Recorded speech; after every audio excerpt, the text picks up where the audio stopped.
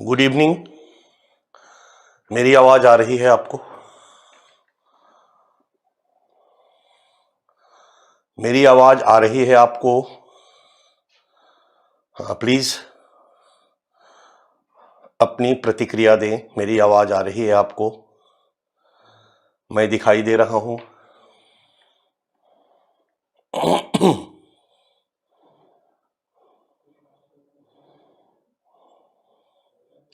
Good evening Saurabh, अभिषेक, दीपाली, सुशांत, आनंद, गौरव, मृत्युंजय कुमार, अंकिता, गौतम, अजीत, आरती जादव, सभी को good evening. Good evening everyone. सबसे पहले मैं आपको बता दूं कि एक विज्ञापन हमारे संस्थान की तरफ से दिया गया था, जिसमें ये बताया गया था कि आज से 8 बजे से एक नया जीएस का फाउंडेशन बैच शुरू किया जा रहा है। इसलिए सबसे पहले मैं जो भी आज नए छात्र हमारे इस ऑनलाइन प्लेटफॉर्म पे आए हैं, पुराने भी हैं, उन सबका मैं डॉक्टर एस पांडे इस दीक्षांत आईएएस के ऑनलाइन प्लेटफॉर्म पे स्वागत करता हूं। उन सभी भावी आईएएस अधिकारियों का स्वागत करता हूं जो ये सपना लेकर आए हैं कि आईएएस बनेंगे। उनके सपने को साकार करने में मैं विश्वास भी दिलाता हूं कि एक बेहतर सहयोगी की भूमिका मैं निभाऊंगा। एक बेहतर सहयोगी की भूमिका हमारी संस्थान निभाएगी, दीक्षांत निभाएगी। अभी सर आ चुके हैं और आज से इन्वायरमेंट इकोलॉजी के साथ हमारे क्लासेस शुरू होंगे। मैं आप सभी को बता दूं, जो भी हमारे नए छात्र हैं, कि हमारे यहाँ जब कोई नया सेगमेंट शुरू होता है तो एक नए बैच को अनाउंस कर दिया जाता है। ये हमारा क्लास साइक्लिक वे में चलता रहता है। अगर 16 सेगमेंट है तो एक, फिर दूसरा, फिर तीसरा, फिर चौथा, ये चलता रहेगा। और जब 16 सेगमेंट पूरा होगा तो फिर से ये रिपीट हो जाएगा। जो भी छात्र जब ज्वाइन करेगा वो लगातार क्लास करेगा और उसका क्लास जब कंप्लीट होगा तो फिर वो छोड़ देगा। जो भी छात्र हमारे इस ऑनलाइन प्लेटफॉर्म पर जीएस को ज्वाइन करता है, हमारी इस क्लास का टोटल ड्यूरेशन है, अगर 2-2.5 घंटे के हिसाब से देखा जाए तो लगभग 20 से 22 महीना, 24 महीना। ऑफलाइन में भी 20 से 22 महीना का ड्यूरेशन होता है। 18 से 20 महीना सबका लग जाता है, तो हमारा भी लगेगा, कहीं कोई दिक्कत नहीं है। लेकिन हमने एक विकल्प दे रखा है कि अगर आप में से कोई छात्र एक लंबी योजना लेकर के आया है तो एक बैच को ज्वाइन करेगा और वो 20, 22, 23 महीने में उसका कोर्स पूरा होगा। और मैं जो प्लान करता हूं, मैं 2 बैच को फोकस करके करता हूं कि अगर आप 2 बैच ज्वाइन करते हैं, यानी हमारा जो क्लास का शेड्यूल बनाया जाएगा वो इसी प्लान के अकॉर्डिंगली बनाया जाएगा कि आप 6 से 8 और 8 से 10 4 घंटे का क्लास करेंगे। और 4 घंटे के क्लास में मैं आपको 12 से 14 महीने में पाठ्यक्रम को प्रॉपर तरीके से पूरा करा करके वापस भेजूंगा। मैंने पहले भी बताया कि 20-22 महीने का क्लास है और जब 4 घंटे का क्लास होगा तो फिर 14 महीना क्यों लग रहा है? तो बीच में छुट्टियां हैं, कुछ आपातकालीन परिस्थितियां आ जाती है। इसलिए आज पहले ही दिन मैं आपको गलत वादा करूं, इसलिए मुझे लगा कि 1-2 महीना बढ़ा करके ही बताया जाए, ताकि किसी भी कारण से इससे ज्यादा की संभावना नहीं हो। तो 12 से 14 महीने में आपका पाठ्यक्रम पूरा करा दिया जाएगा। और इसमें एक मेरी समझ से जो जरूरी चीज थी कि क्लास के ड्यूरेशन में कहीं कोई कट नहीं किया जाएगा, क्योंकि अगर हम जल्दी पाठ्यक्रम को पूरा कराने के चक्कर में पड़ेंगे तो एक बैच पढ़ाते हुए जल्दी पाठ्यक्रम को पूरा कराना कठिन है। आपके ऐप पर 2 बैच का टैग आज से लगा हुआ है, बैच ए, बैच बी। बैच ए एक बैच जो है वो 6 से 8 है, दूसरा बैच जो है वो 8 से 10 है। दोनों में जो भी हमारे एडमिशन वाले छात्र हैं उनको एक्सेस दिया गया है और वो दोनों बैच को चाहें तो कर सकते हैं, करने के लिए स्वतंत्र हैं। मैं ऑफलाइन में जब था तो ऑफलाइन में भी मैंने एक्सपेरिमेंट इस दिल्ली में पहली बार किया। मुझे भी लगा कि क्लास का आवर कट करना कहीं से भी उचित नहीं है, लेकिन 14, 20, 25 महीने काफी लंबा समय हो जाता है। इसलिए मैंने एक नई तरीके का क्लास शेड्यूल तैयार किया, जिसमें बच्चे को मैंने ऑप्शन दिया कि 12 से 14 महीने में आपका सिलेबस पूरा करा दिया जाएगा। ठीक है। इसके बाद 2-3 बातें मैं और बता दूं, इसके बाद सर को मैं क्लास दे दूंगा। जो भी नए छात्र हैं, बीच बीच में उनसे मेरी मुलाकात होती रहेगी, तो बहुत सारी बातें उनको मैं बताता जाऊंगा। आज 2-3 बातें मैं बता देना चाहता हूं। एक तो जब तक मैं हूं, मैं एक टीचर हूं, और मैं जब तक जिंदा हूं, टीचिंग के लेवल पर आपके साथ कोई कॉम्प्रोमाइज नहीं किया जाएगा। निश्चित रूप से आज किसी भी क्षेत्र में, कोचिंग के ही क्षेत्र में नहीं, किसी भी क्षेत्र में विज्ञापन का महत्व बहुत बढ़ चुका है। बहुत लंबा चौड़ा इंफ्रास्ट्रक्चर का महत्व बढ़ चुका है, और एक अच्छा खासा पैसा इन्हीं पे खर्च हो जाता है। और जब एक अच्छा खासा पैसा इन पे खर्च हो जाता है, तो निश्चित रूप से टीचिंग की क्वालिटी के साथ कॉम्प्रोमाइज करना पड़ता है। आज भी मुखर्जी नगर की एक टीम के रूप में देखा जाए तो बेस्ट टीम इस दिल्ली की मैं लेकर के आपको पढ़वा रहा हूं, और जब तक मैं हूं तब तक टीचिंग के साथ कोई कॉम्प्रोमाइज नहीं किया जाएगा, ये मेरा भरोसा है आपसे। और आप एक बात हमेशा याद रखें कि कोचिंग का मतलब टीचिंग होता है। कोचिंग का मतलब ढेर सारा सब्सक्राइबर, ढेर सारा फॉलोअर्स, ढेर सारा विज्ञापन, ढेर सारा लंबा चौड़ा इंफ्रास्ट्रक्चर, ढेर सारा इन्वेस्टमेंट। आज बड़ी बड़ी कंपनियां 2000, 4000, 5000 करोड़ रुपया लेकर के आ चुकी है इस फील्ड में, और उनका एक ही उद्देश्य है, पैसा कमाना। और कहीं ना कहीं इस प्रवाह में एक पक्ष जो है वो गौण होता जा रहा है। मैं आपको विश्वास दिलाता हूं कि ये पक्ष हम लोगों का मजबूत बना रहेगा, और इसके साथ मैं कोई कंप्रोमाइज नहीं करूंगा। जो भी बच्चा आज से क्लास को ज्वाइन करता है, 2-3 बातें, बहुत सारी बातें उनके ऐप पर लिखी हुई है, लेकिन कुछ बातें मैं बता दूं कि क्लास चलेगा, 12 से 14 महीने का क्लास होगा 4 घंटे के हिसाब से। इसके अलावा नोट्स जो होगा, जो डायनेमिक सेक्शन होगा नोट्स का, वो आपके ऐप पे उपलब्ध होगा, जिसमें करंट अफेयर्स की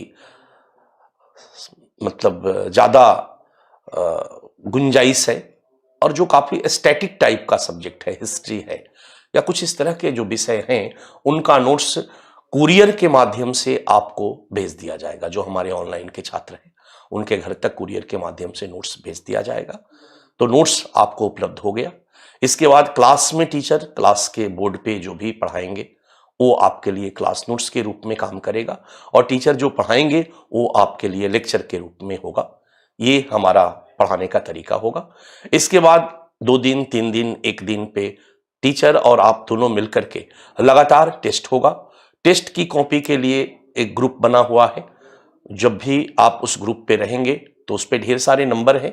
हमारे अलग अलग सेक्शन के जो कोऑर्डिनेटर हैं, हमारे मेंस टेस्ट के कोऑर्डिनेटर, नोट्स के कोऑर्डिनेटर, पीटी टेस्ट के कोऑर्डिनेटर, टेक्निकल के कोऑर्डिनेटर, सबके नंबर हैं। जहां भी जिस भी पक्ष से आपको समस्या है, आप उस पर भेजेंगे। आपको एक ईमेल आईडी भी दिया जाएगा। आप टेस्ट लिखेंगे और टेस्ट लिख करके उस ईमेल आईडी पे मेल करेंगे, और 2 दिनों के अंदर आपकी कॉपी को चेक करके उसी ईमेल आईडी पे रिटर्न कर दिया जाएगा। तो ये सारा कुछ टेक्नोलॉजी का लाभ हम भी उठा रहे हैं, और सारी चीजों को हम लोगों ने काफी हद तक डेवलप कर दिया है। आपका जो क्लास होगा वो मोबाइल ऐप और लैपटॉप ऐप दोनों पे होगा।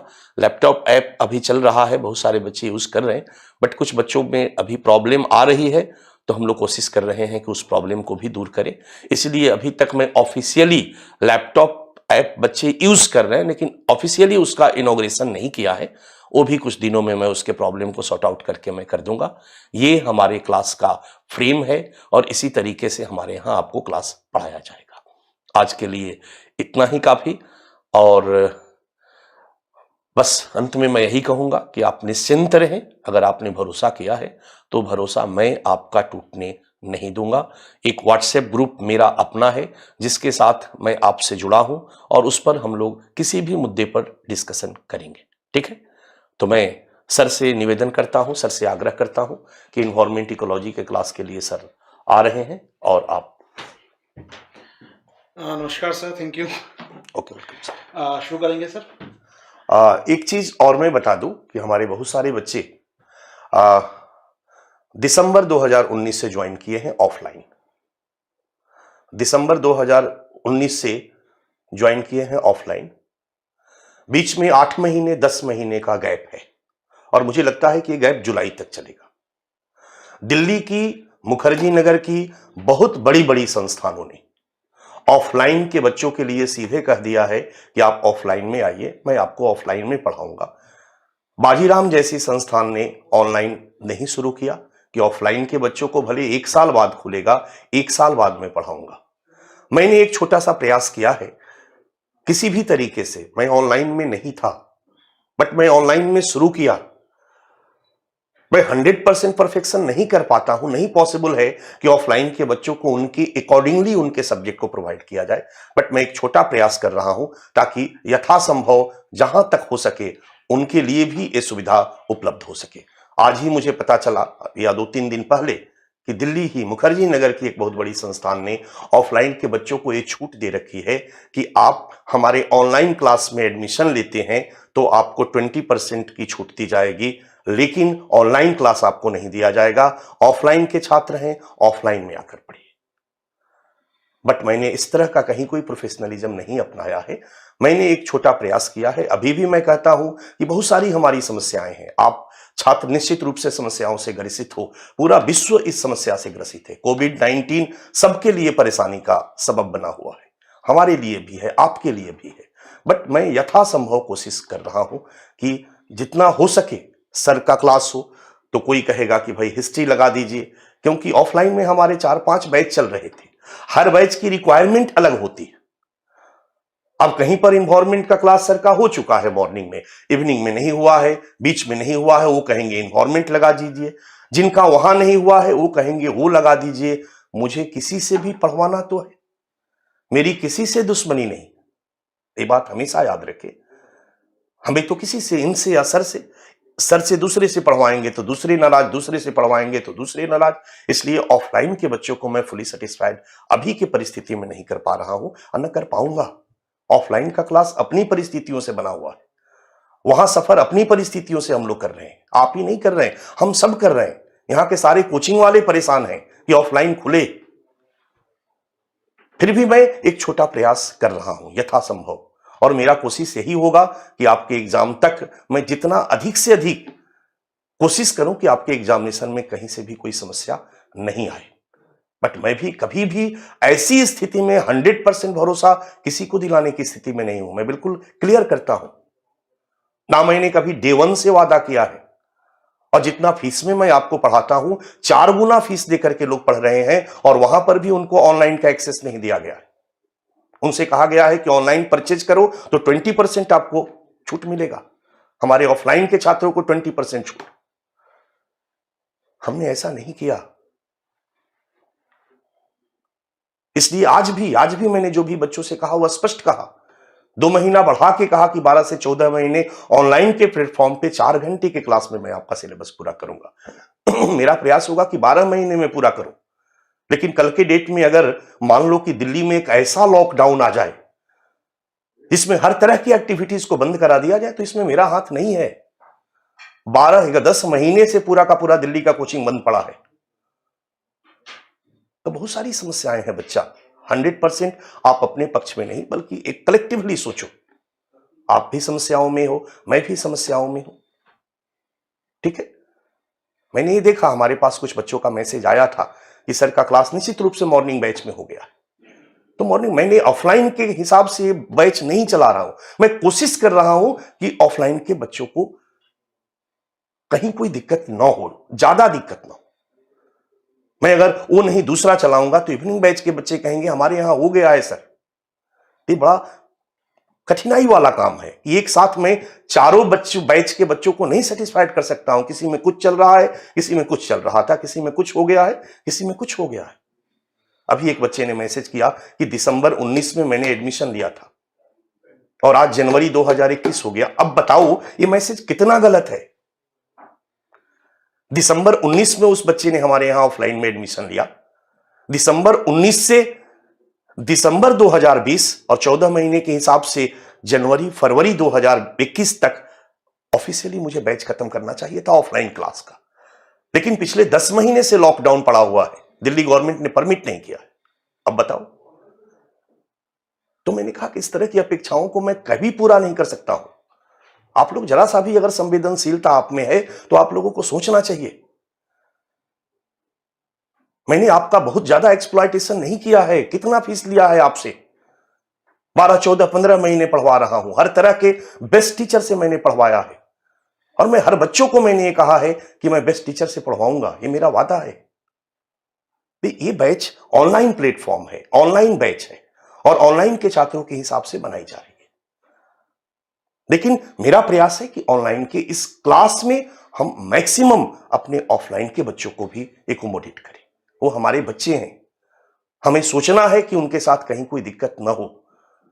उनकी परीक्षा सिर पे है, लॉकडाउन हो चुका है, सरकार एग्जामिनेशन लेने से नहीं रुक रही है, वो लगातार एग्जाम लिए जा रही है।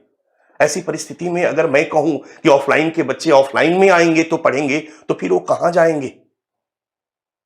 मैं कहूं कि इसमें केवल ऑनलाइन के छात्र पढ़ेंगे, ऑफलाइन नहीं। ऑफलाइन के छात्र केवल ऑफलाइन के क्लास में आएंगे, जब खुलेगा आएंगे, जैसे बाकी संस्थान कर रही। लेकिन मैंने सोचा कि नहीं, मैं ऑनलाइन नहीं था बच्चा। मैं पैरवी करा करके दुकान खुलवाया हूं, कैमरा खरीदा हूं, ऑनलाइन शुरू किया हूं एक्सट्रीम लॉकडाउन में और इसको स्टार्ट लिया और यथासंभव लगातार प्रयास में कर रहा हूं। मैंने सर का क्लास लगाया, इसके बाद मैं कोशिश किया हूं कि पीटी वाले सारे सब्जेक्ट मैं इसके पहले पूरा करा दूंगा। वो भी इसलिए पूरा करा रहा हूं ऑनलाइन के लिए, ऐसा कुछ बहुत बड़ा वादा नहीं है मेरा कि हमारे ऑफलाइन के बच्चों के लिए दिक्कत ना हो। ठीक है, इसलिए मैंने एक बार स्पष्ट कर दिया, सबके सामने स्पष्ट किया, कहीं कोई नहीं, बिल्कुल ट्रांसपेरेंट जो है वो सामने। मैं एक टीचर हूं, बार बार कह रहा हूं, मैं यहां बहुत बड़ा बिजनेस करने नहीं आया हूं टाटा और रिलायंस की तरह। ठीक है कि निश्चित रूप से ये हमारा पेशा है, इससे हमारी रोजी रोटी भी चलती है, इसमें कहीं कोई शक नहीं। मैं कोई बहुत बड़ा गांधी नहीं हूं, मदर टेरेसा नहीं हूं, मैं भगवान नहीं हूं, मैं भी एक इंसान हूं। लेकिन मैं इतना हमेशा चाहता हूं कि आज जैसे आपके आंखों में आंखें डाल के बात कर रहा हूं, आज के साल भर बाद भी मैं आपकी आंखों में आंखें डाल के इतनी ही मजबूती के साथ बात करूं। इसलिए उस कमेंट पे हमें थोड़ा सा मैं हर्ट हुआ और आज मैं बोल दिया। अभी बच्चे ने कहा, सौरभ ने, कि कब तक खुल सकता है। बच्चा, यहां किसी को नहीं पता है कि कब तक खुलेगा। यहां के कोचिंग के टीचर टीम बना के, ग्रुप बना करके जाकर के सरकार से मिले हैं। सारे कोचिंग वाले बेचैन हैं कि जल्दी से खुले, उनकी रोजी रोटी चले। आप समझ सकते हो, सारे ऑनलाइन पे नहीं है। हम लोग आपसे ज्यादा बेचैन हैं। निश्चित रूप से आपकी बेचैनी जायज है, लेकिन हमारी बेचैनी भी जायज है। ठीक है कि 20, 25, 40, 50 लाख खर्चा पर मंथ हमारा जब ऑफलाइन खुला था तो था, लेकिन आज 100% जीरो खर्चा नहीं है। फिर भी हम लोगों को वहन करना पड़ रहा है। जब तक वो शुरू नहीं होगा तब तक आप समझ सकते हो कि हम लोग किस तनाव में हैं। फिर भी कभी भी मैंने आपसे अपना तनाव शेयर नहीं किया, मैं निरंतर प्रयास कर रहा हूं। ठीक है, सो प्लीज आप क्लास करें, आप मुझे चिंता करने दें। मैंने पहले भी कहा था ऑफलाइन में कि दीक्षांत एक फैमिली है। अगर आप हमारे ऊपर भरोसा करते हो तो हमारे दुख में भी आप हमारे साथ रहो। मैंने काउंसिल बनाया, आप लोगों के साथ मिलकर डेमोक्रेटिक तरीके से सिस्टम को चलाया। बट मैंने बार बार कहा कि हम दोनों मिलकर काम करें। आप भरोसा किए हो तो भरोसा करो। ठीक है, सो मैं सर से निवेदन करूंगा कि सर आज से अभी क्लास को शुरू करें। Okay, thank you very much. Thank you sir.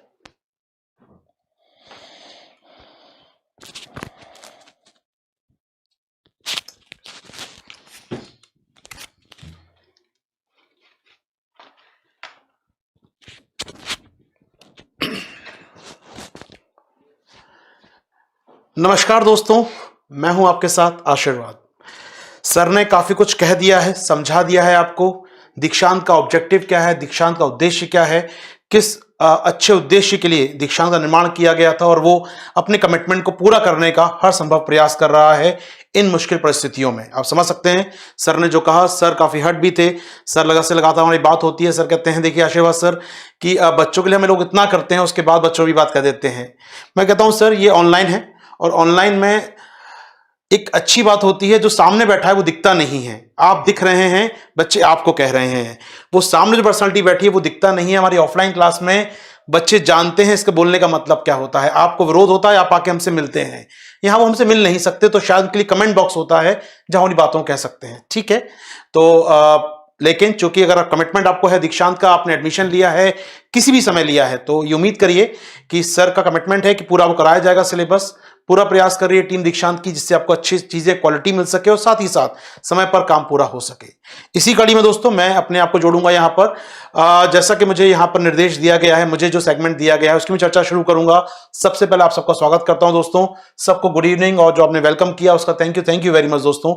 आप मुझे पाएंगे डेली शाम मंडे टू फ्राइडे हम लोग बात करेंगे यहाँ पर एनवायरनमेंट की, अपनी चर्चा करेंगे अपने एनवायरनमेंट के मुद्दों पर, इकोलॉजी के मुद्दों पर, pre cum mains point of view से दोस्तों।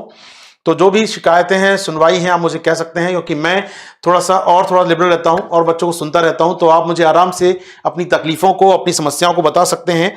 हम चर्चा भी करते रहेंगे समय समय पर आपके साथ।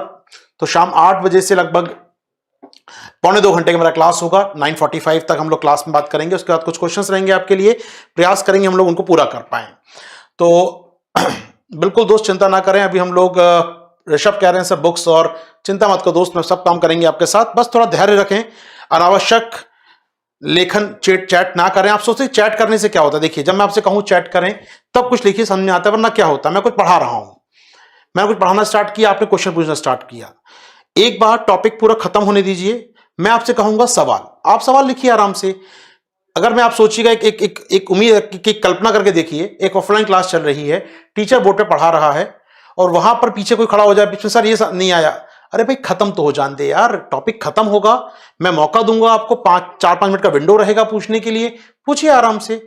अनावश्यक रूप से बीच में चैट कर करके आप लोग शिक्षक का भी ध्यान भंग करते हैं और अपना तो है ही, बाकी ग्रुप जो देख रहा है आपको उसका भी ध्यान भंग करते हैं। तो प्लीज अपनी चैट, आपको जो विकल्प दिया गया है, अच्छा लेखन, अच्छा क्वेश्चन पूछने का, जो एक अच्छा लोकतांत्रिक तरीका दिया गया है, उसका सदुपयोग कीजिए, वरना यही वरदान आपके लिए अभिशाप बन जाएगा। आप सर भी नाराज हो जाएंगे, मैं भी नाराज हो जाऊंगा उस बात पे। प्लीज मैं थोड़ा उम्मीद करूंगा आपसे कि आपके जो भी सवाल है, लॉजिकल सवाल है, अनलॉजिकल, वो मैं डिसाइड करने दीजिए। आपको जो कहना है आप एक समय सीमा के अंदर टॉपिक के खत्म होने पर रखिए आराम से। उम्मीद करेंगे ऐसे हमारा एक संबंध बना रहेगा और मैं और आप एक अच्छी ट्यूनिंग में हम लोग काम कर पाएंगे। यहाँ पर अनावश्यक चैट को मैं थोड़ा अवॉइड करना चाहता हूं। चैट हो, हम बात भी करेंगे, लेकिन सही समय पर। ठीक है सर, ये तो हुई पहली बात। दूसरी बात दोस्तों, जो मुझे जानते नहीं उनको मैं इंट्रोडक्शन देना चाहूंगा अपना। मेरा नाम दोस्तों आशीर्वाद है और मैं पिछले 12 सालों से इस यूपीएससी की फील्ड में पढ़ाने का काम कर रहा हूं। उसके पहले पढ़ने का काम करता था, वो अलग बात है। तो लगभग 12 सालों से पढ़ा रहा हूं मैं। कई विषयों का अध्ययन अध्यापन हम लोग करते रहते हैं। दीक्षांत के हम लोग ऑफलाइन क्लासेस में बात करें, करंट अफेयर्स हुआ, डिजास्टर मैनेजमेंट हुआ, साइंस हुआ, या फिर एनवायरनमेंट की बात करें, इस पर हम लोग अपने एक्सपर्ट व्यू आपको देते रहते हैं। और ये सेगमेंट ऐसे हैं जो क्वेश्चन बहुत अच्छा देते हैं। मैं हमेशा इसलिए इनको रखता हूं अपने पास, क्योंकि ये क्वेश्चन बहुत अच्छे देते हैं। एनवायरनमेंट को देखिए, मतलब एक मान के चलिएगा, एनवायरनमेंट अगर आपका स्ट्रांग होता है तो आपके 15 से कम 15, वो तो आएंगे ही आएंगे, पीटी की बात कर रहा हूं, 100 में से 15, और किस्मत अगर अच्छी हुई मेरी थोड़ी सी, तो आप समझ सकते हैं 2016 के 29 क्वेश्चन भी आपके सामने आ चुके हैं। तो 15 से लेकर 30 तक, चलिए 30 ना भी मानिए, 25, 22, 20 तो एवरेज हो गया है। यानी 20 क्वेश्चन अगर एवरेज आपके एनवायरनमेंट का टॉपिक दे रहा है, तो 20% मेहनत, गिनती के 60 घंटे, थोड़ा सा अपडेट करना है, करंट अफेयर्स अपडेट करना है, काम आसान है। तो मैं मानता हूं दोस्तों, वो एक ऐसा सेगमेंट है जहां 20 में से आप आराम से थोड़ा एक सामान्य अध्ययन करने के बाद ही 12-13 क्वेश्चन निकाल के आराम से ले जा सकते हैं। तो क्यों ना उस पर मेहनत की जाए। कट ऑफ 50 क्वेश्चन का आता है यार, कट ऑफ 50 आ रहा है 100 में से, 12 क्वेश्चन सेगमेंट दे रहा है, 25% मेहनत आपकी हल हो जाएगी जब ध्यान देते हैं एनवायरनमेंट के ऊपर। फिर करंट अफेयर्स है, फिर हम लोग और सेगमेंट बात करेंगे आपके आने वाले दिनों में। तो ये एक इंपॉर्टेंट पार्ट है दोस्तों, एनवायरनमेंट को मिस नहीं करना है। मैं आपको दिखाता हूं क्या क्या करेंगे हम लोग, कैसे करेंगे, बुक्स क्या पढ़ना है, पढ़ना भी है क्या नहीं पढ़ना है। क्योंकि ये जो सेगमेंट पार्ट है, 3 सेगमेंट था दोस्तों। हिस्ट्री है एक सेगमेंट आपका। ऐसे हिस्ट्री की अच्छी बात क्या है, उसके लिए बुक्स हैं। बुक्स हैं, एनसीईआरटी है, स्पेक्ट्रम है, या जो आप पढ़ना चाहें इस समय, 2-4 बुक्स हैं उनको पढ़ लीजिए, एवरेज मार्क्स आ जाएंगे। थोड़ा डीप स्टडी कर लीजिए, एवरेज मार्क्स आ जाएंगे। पॉलिटी के बाइबल, गीता, कुरान, लक्ष्मीकांत पढ़ लीजिए, काम आसान हो जाएगा। उसके बाद ज्योग्राफी क्वेश्चन 5-6 क्वेश्चन आते हैं, तो इतना उसमें हंगामा होता नहीं है। मैप बेस्ड क्वेश्चन आते हैं आजकल। एटलस कर लीजिए, एनसीईआरटी पढ़ लीजिए, क्वेश्चन बन जाते हैं। तो 3 ट्रेडिशनल पार्ट है, उसका कंटेंट भी आपके पास है, चीजें तुलनात्मक रूप से इजी भी हैं, अच्छे फैकल्टी तो हैं ही आपके दीक्षांत में यहाँ पर, तो थोड़ा सा काम आसान है। क्वेश्चन कितने हैं? 40 से 45 आते हैं तीनों मिलाकर। तो 3 सेगमेंट 40 से 45 क्वेश्चन आपको देते हैं, और उनके लिए बुक्स है, सबसे अच्छी बात, कंटेंट है, फैकल्टी है आपके साथ, यानी तुलनात्मक रूप से काम आसान है। बाकी 50-55 की बात कर लें, उसका क्या हाल है sir? Environment, science tech, economy, current affairs, ये 4 सेगमेंट, अगर मैं बात कहूं 4 सेगमेंट की। अब एनवायरमेंट के लिए बुक्स की बात करें, बहुत बुक्स है मार्केट में, पब्लिकेशंस के नाम भरे पड़े हैं पब्लिकेशंस। क्या वो काम के हैं? क्या 2020 का पेपर उसके पहले आ रही किताबों में छपा था क्वेश्चन कहीं? अगर मान लीजिए 20 क्वेश्चन एनवायरमेंट के आए हैं, क्या 10 क्वेश्चन भी इन किताबों के अंदर हैं? और हैं तो क्या मार्क ढंग से किए कि क्वेश्चन आ सकता है? नहीं मिलेगा। समस्या यहीं शुरू होती है। इन सेगमेंट में बच्चों को डर का या भय का एक बड़ा कारण है प्रॉपर पाठ्यपुस्तक या किताबें ना होना। साइंस टेक किताबें नहीं मिलती इसके लिए। इकोनॉमी कुछ किताबें हैं, लेकिन जो यूपीएससी क्वेश्चन पूछता है वो किताबों में नहीं है।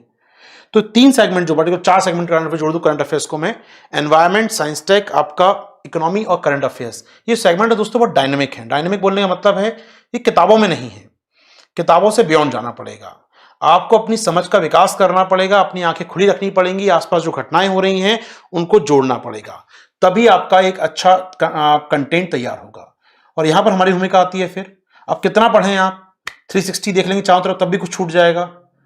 तो जहां यहां हमारी भूमिका आती है कि being a teacher, being a mentor, being a faculty, मेरा काम है आप तक उस चीज को समग्र रूप से पहुंचाना। आपके बिल्कुल बस आपके सामने आ जाए, हाँ यार ये तो पढ़ने की चीज है, पढ़ सकते हैं। पढ़ना आप ही को है दोस्त, पढ़ना आप ही को, पढ़ना मुझे नहीं है, पढ़ना आप ही को है, लेकिन थोड़ा काम आसान करने में आपके साथ दूंगा। जो सेगमेंट मुझे दिए जाएंगे यहां पर हम उसकी चर्चा करेंगे आपके साथ। जैसा अभी मैं एनवायरमेंट शुरू करने वाला हूं। ओके सर, एनवायरमेंट में क्या करना है? अगर आप लेक्चर सुन रहे हैं मेरे, तो लेक्चर सुने, वन ऑफ द बेस्ट है अपने आप में। मैं अपनी तारीफ करता हूं हाथों में, क्योंकि क्वेश्चन बाहर जाते ही नहीं है। मतलब ये बच्चे जो आप में से बहुत सारे बच्चे एग्जाम दे के आए होंगे, जिन्होंने जनवरी फरवरी का शायद बैच मेरा किया होगा। फरवरी में बैच चल रहा था, उसके बाद खत्म हुआ था, फिर नया बैच चालू करने वाले थे हम लोग एनवायरमेंट का, उससे पहले लॉकडाउन आ गया ये। तो जो बच्चे फरवरी में तक एनवायरमेंट पढ़े थे, उनके सामने पेपर आया होगा इस बार का। अभी अलग बात है 5-6 महीने का अपडेट करंट नहीं हुआ उनके साथ, तो फरवरी तक का करंट आप देखिए जो मैंने कराया है क्लास के अंदर, और जो बच्चे एग्जाम दे के आए हैं। इसी चैट बॉक्स में कुछ बच्चे होंगे जो शायद किए होंगे, जिन्होंने नहीं किया उनकी बात मैं नहीं कर रहा हूं, क्योंकि वो हमेशा लिखेंगे नहीं हुआ सर। लेकिन जो बच्चे सच्चे स्टूडेंट हैं, जो दिल से स्टूडेंट बनते हैं, पढ़ते भी हैं, वो कहेंगे कि हाँ सर आया था नोट से, मैं जानता हूँ आया था। मतलब कितने क्वेश्चन हम बोल सकते हैं सीधे सीधे नोट से, कुछ नहीं। मैं कोई दावा नहीं कर रहा हूँ, वो आसान चीजें थी, कोई भी अच्छा फैकल्टी पढ़ा सकता है। आशीर्वाद सर तो ठीक करा ही देंगे, कोई भी अच्छा फैकल्टी पढ़ा देगा एनवायरमेंट के टॉपिक्स को। तो दोस्तों आपको करना क्या है, बेसिकली आप अपने से कर रहे हैं या टीचर के भरोसे हैं, तो टीचर के नोट्स रखिए सामने, पहला काम। दूसरा काम, एनवायरमेंट का क्या करंट अफेयर्स आ रहा है। एनवायरमेंट करंट अफेयर्स क्या होता है सर? एनवायरमेंट करंट अफेयर्स मतलब, बच्चे कमेंट बॉक्स में कह रहे हैं सर हाँ आए थे सवाल, चलो संतुष्टि मुझे मिली कि बच्चे हैं कुछ जो जानते हैं कम से कम मुझे। चलिए दूसरी बात यहाँ पर दोस्तों, करंट अफेयर्स पढ़ना है आपको मेरे साथ। करंट अफेयर्स हम लोग अपडेट करना है, जब तक हम लोग चल रहा है बैच उतना हम पूरा करेंगे, ठीक है। तीसरा काम जो हमको करना है यहाँ पर सर, तीसरा काम जो हमको करना है, environment current affairs plus notes. इसके अलावा दोस्तों थोड़ा सा प्रीवियस क्वेश्चन पे काम करना है। मेरी एक पीडीएफ है दीक्षांत की तरफ से, मिल जाएगी आपको। प्रीवियस क्वेश्चन है 2013 से लेकर 20 तक के सारे, 2013 से 20 तक के सभी प्रश्न हैं उसके अंदर, प्री और मेंस के। वो आपको दिल जाए कभी तो मैं बोल दूंगा, टीम दे देगी आपको। तो वो क्वेश्चन देखिए, प्रीवियस क्वेश्चन जरूर कीजिए। देखिए यूपीएससी, मेरा बहुत माइनर ऑब्जर्वेशन है, प्री के स्तर हो या मेंस का स्तर हो, यूपीएससी प्रीवियस क्वेश्चन बहुत देता है। इस साल अभी 2 दिन पहले मेंस का एग्जाम खत्म हुआ है, आपको मालूम है। दिखाऊंगा अभी 5 मिनट दीजिए, सब दिखाने वाला हूं। यहाँ पर आराम से देखिए, रात को 8 बज गए हैं, घर में आप लैपटॉप के सामने बैठे हैं, मोबाइल लेके रजाई के अंदर बैठे होंगे, आराम सुनिए, कुछ ज्यादा नहीं समझते है ना, आराम सुनिएगा, थोड़ा समय कहीं नहीं जा रहा अपना। वैसे बोलूंगा नहीं, जब लेक्चर चालू हो जाएगा इतनी बात नहीं करा करेंगे हम। अभी जब लेक्चर चालू नहीं हुआ तब तक बोल रहा हूं मैं आपसे, उसका तो फोकस हमारा पढ़ाई पर रहेगा पूरा टाइम। लेकिन आपको करना क्या है, प्रीवियस क्वेश्चन करने हैं, प्लस करंट अफेयर्स करना है एनवायरमेंट का, प्लस अपने नोट्स देखने हैं।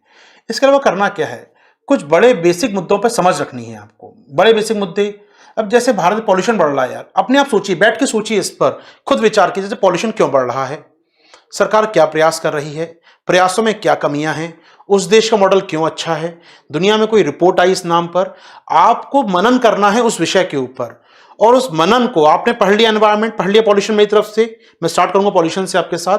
आपने पूरा पॉल्यूशन पढ़ लिया, air pollution, water pollution, soil pollution, waste management, solid waste, plastic waste, BMW, सारे पढ़ लिया आपने। अब वायु प्रदूषण पे मेरा विचार क्या, मैं सोचूं आंख बंद करके, यार सर ने बताया था ये चीज, चलो सर का नोट सड़क। एयर पोल्यूशन है क्यों यार, वो हमारे थर्मल पावर प्लांट हैं, वो कोयला जलाते हैं, गाड़ियों से पॉल्यूशन। आप खुद सोचिए, उनको पॉइंट आउट करना स्टार्ट कीजिए। जैसा मैं आपको, आप शायद यूट्यूब पर देखते होंगे, मैं 360 कराता हूं आपको यूट्यूब पर, दीक्षांत के यूट्यूब पोर्टल पर हम 360 शो करते हैं। उस विषय पर एक समग्र पकड़ होना, वहां पर आवश्यकता नहीं ज्ञान की, आपको सिर्फ आपकी मनन, आप सोच पाए कितने आयाम आप सोच सकते हैं, जितना आयाम आप सोचेंगे उतना आपके लिए अच्छा होगा। तो चौथा काम जो करना है आपको, ये बहुत मदद करेगा आंसर लेखन में आपकी, और आपकी समझ को, आपको याद करने में आसानी होगी चीजों को। ट्राई कीजिए, जिसमें बोलते हैं माइंड मैप बनाना, चीजों को माइंड मैप नाम देते हैं आजकल तकनीकी स्तर पे, हम लोग 15 साल से बना रहे हैं, तो माइंड मैप तो 2-4 साल से इसका नाम पड़ने लगा है। लेकिन ये जो मनन है ये बहुत जरूरी है। आप जितना सोच सकते हैं इस विषय पर सोचिए, अपने पॉइंट्स लिखिए, बाद देखिए अच्छा ये चीज छूट गई, अच्छा इसको भी जोड़ सकते हैं। आप अपने मन पे रिवाइज जरूर करते रहिए, जितना रिवाइज करेंगे दोस्तों उतना काम आसान होगा, उतना काम फास्ट होगा। मैं आपको दिखाता हूं क्वेश्चन, 2 मिनट रुकिएगा, बात करता हूं क्वेश्चंस की। दोस्तों एनवायरनमेंट के समय 4 काम कर लीजिए, बाकी जो बुक पढ़ना चाहें, कोई बुक पढ़ना है नहीं पढ़ना है बताता हूं दोस्त मैं आपको। बात में एनवायरनमेंट की कर दूं पहले आपके साथ, फिर आगे बढ़ेंगे। एनवायरनमेंट की बात कर दूं पहले हम लोग, क्या क्या हमको करना है। ठीक है, मिल गया है वो पीडीएफ, अच्छी बात दोस्तों आप लोगों को। जैसे कि हम बात करें दोस्तों, और अच्छी बात मालूम है क्या, बहुत अच्छा दिन है, मतलब नेशनल यूथ डे है, तो विवेकानंद जी से अच्छी बात क्या हो सकती है किसी भी युवा के लिए, खासकर आप, मैं भी अपने को यंग मान लेता हूँ, और बाल सफेद हो गए हैं, मतलब रखने पड़ते हैं बाल सफेद, वरना लगेगा टीचर ही नहीं है ना, थोड़े से अपने बाल सफेद रखता हूँ मैं, जिससे हम लोग लगे टीचर हैं। अलग बात यह है कि अच्छा दिन है दोस्तों, बहुत अच्छा दिन है शुरुआत करने के लिए। और मुझे सर ने कहा, मैंने कहा सर 12 तारीख को शुरू करते हैं, अच्छा दिन रहेगा, बढ़िया दिन है, 12 जनवरी को। दोस्तों देखिए इंपॉर्टेंट बात है, हमें क्या करना है, पहला काम नोट्स आप अपने खुद बना रहे हैं या आपके फैकल्टी द्वारा आपको दिए गए हैं। जैसा दीक्षांत टीम ने मुझे बताया है कि वो आपको नोट्स उपलब्ध कराती रहेगी, प्रिंटेड नोट्स आपको पीडीएफ फॉर्म में मिलते रहेंगे, इसमें समस्या नहीं आएगी। प्लस आपको करना अपनी तरफ से करना है, इसमें करंट अपडेट करना है सर, करंट अपडेट करना है इसमें आपको। अब इसके लिए डिफरेंट सोर्स हैं, करंट की क्लास चलती रहती है, आपके 360 चलता रहता है। अब देखिए 360 के मुद्दे पर ही, 360 में एनवायरमेंट के मुद्दे पर पिछले लगभग मैं 15-20 क्लास ले चुका हूं अब तक लगभग आपकी, चाहे थर्मल पावर प्लांट हो, प्रजातियों के रिकवरी कार्यक्रम हो, मतलब कितने कार्यक्रम हम लोग कर चुके हैं एनवायरमेंट के मुद्दे पर ही। तो हर हफ्ते 1 या 2 बड़े मुद्दे आते हैं एनवायरमेंट के, तो आप वो तैयार रखें अपने पास, करंट अपडेट करें एनवायरमेंट का, प्लस प्रीवियस ईयर क्वेश्चन करिए, प्री और मेंस दोनों के, प्री और मेंस दोनों के प्रीवियस ईयर क्वेश्चन करना है आपको, ये काम जरूर करिएगा, ये काम जरूर कीजिएगा। इसके अलावा एक टॉपिक पर 360 अप्रोच, जो बड़े मुद्दे हैं, वायु प्रदूषण, जल प्रदूषण, गंगा की सफाई, देश में अवैध शिकार, प्रजातियां, बायोडाइवर्सिटी कम हो रही है, क्लाइमेट चेंज हो रहा है, सोचिए कितना सोच सकते हैं, सोचिए, बनाइए 360 उसके ऊपर, बहुत काम आएगा दोस्तों। इसके अलावा दोस्तों एक काम जो कर सकते हैं, जो बुक्स के थोड़ा दीवाने हैं, एनसीईआरटी आती है दोस्तों, एनसीईआरटी में बोल दूंगा टीम से, अगर उपलब्ध हो पाया तो हो जाएगा, अदरवाइज आप लोग भी अपने स्तर पर अरेंज कर सकते हैं उसको। ये क्या हो गया, हैंग हो गया प्रोग्राम।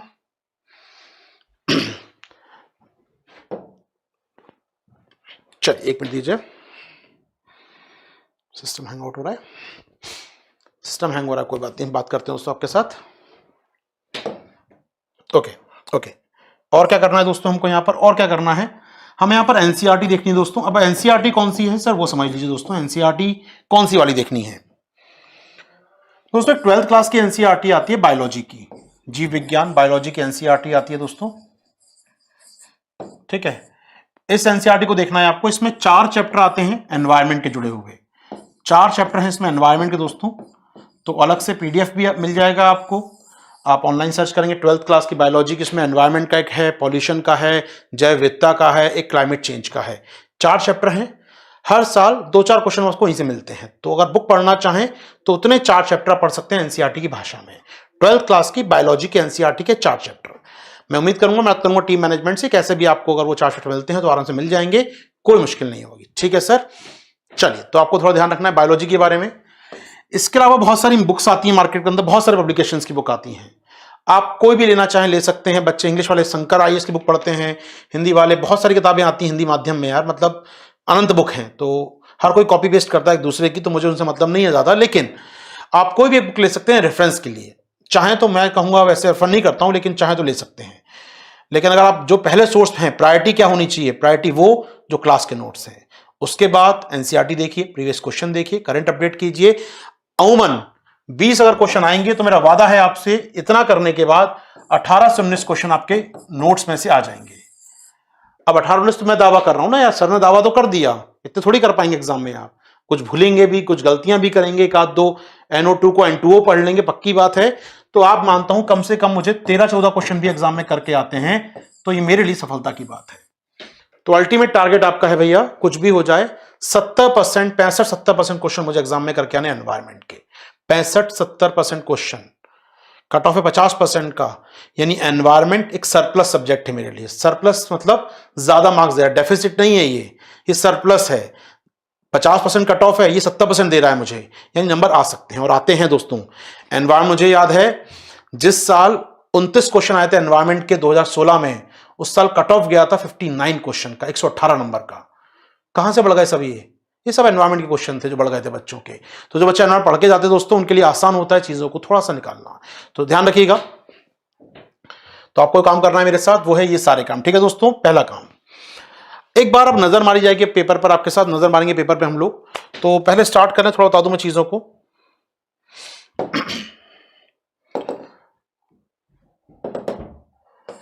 दीक्षांत,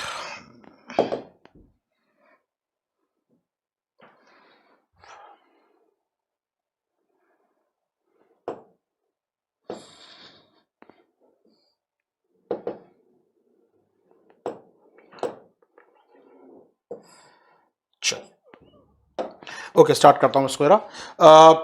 दोस्तों इसके अलावा देखिए, ये वो वाला सेगमेंट बढ़ गए, क्या क्या हमको करना है। इसके अलावा एक काम और करना है आपको मेरे साथ।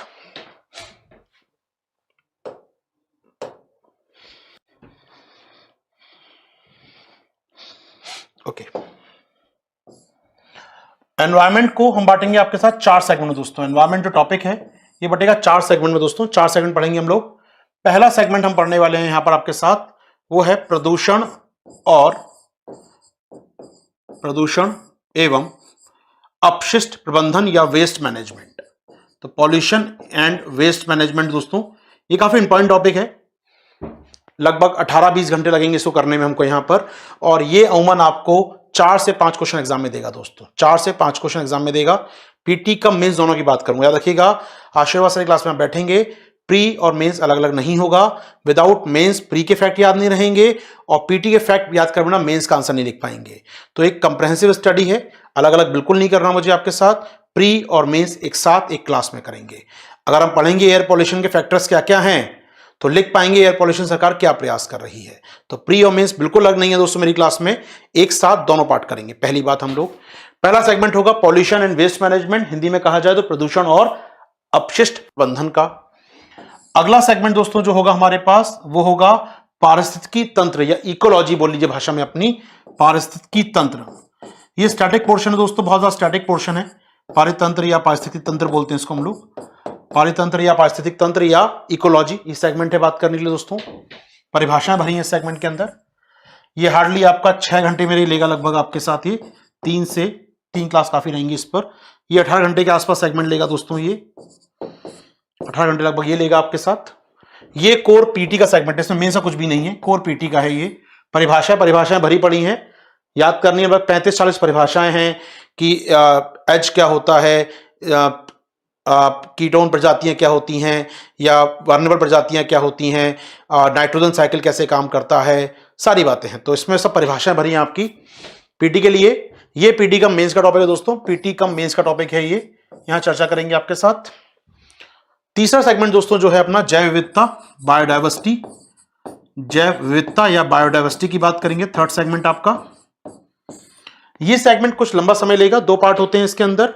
एक तो जैव विविधता क्या है पूरा बेसिक समझना, और उसके बाद वन्य जीव कौन सी प्रजाति खतरे में है, संकट में है, कहाँ शिकार हो रहा है किसका, बहुत क्वेश्चन। उसमें नेशनल पार्क कौन सा कहाँ पर है, क्या चर्चा में आया है। ये सेगमेंट टाइम लेता है दोस्तों, आपके साथ टाइम लेगा सेगमेंट ये, और लगभग मानता हूं मैं ये लेगा आपका लगभग 25 घंटे के आसपास। तो 25 घंटे तो सेगमेंट ये लेगा। इसमें लगभग हमको 12 क्लास या लगभग 14 क्लास 15 क्लास भी लग सकती हैं। तो ये इंपॉर्टेंट सेगमेंट है दोस्तों, और एग्जाम में लगभग 10 क्वेश्चन आपको देता है ये।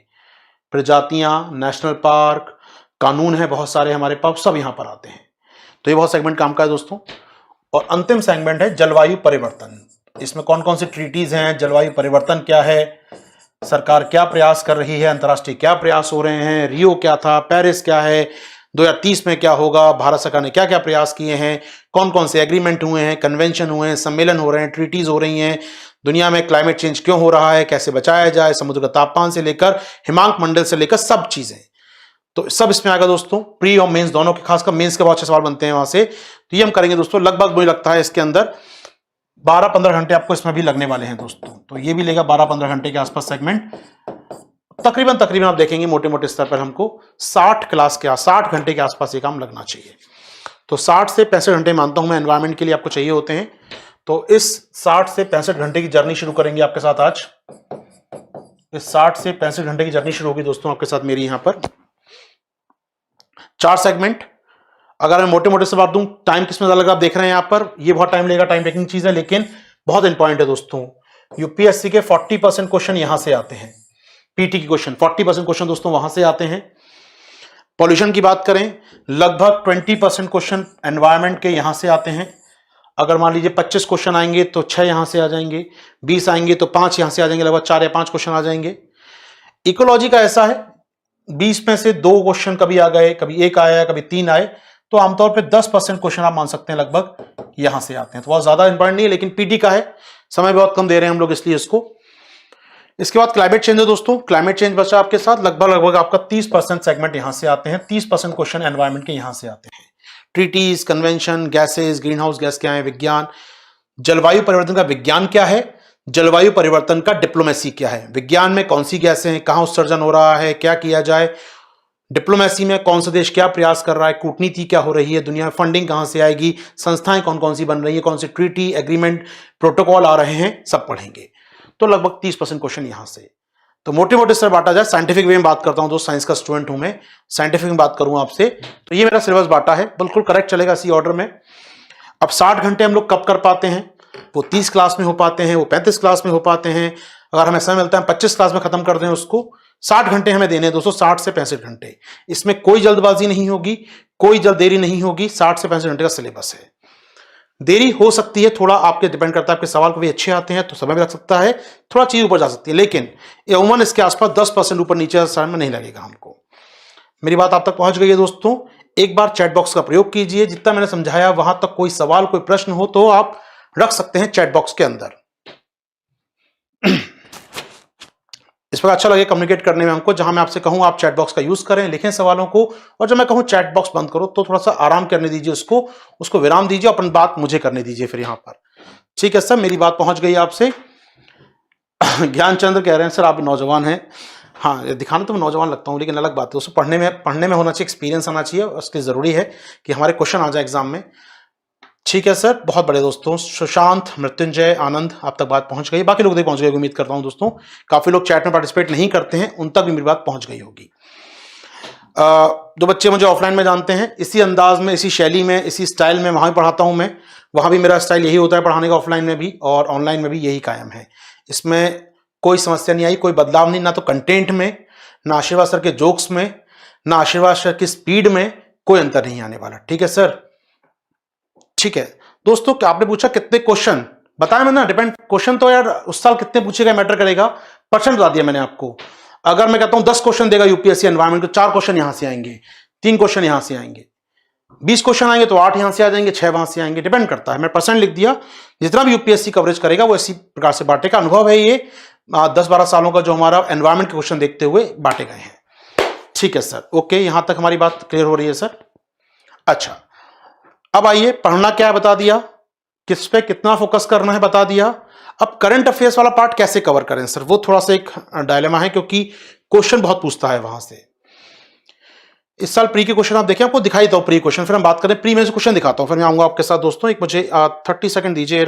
ये फाइल शायद यहाँ खुली नहीं है मेरी हार्ड डिस्क में। मैं प्रयास कर रहा था, फाइल आ गई हो, शायद फाइल नहीं आई है। मुझे आप 30 सेकंड देंगे तो मैं लॉगिन करके फाइल डाउनलोड कर लूंगा।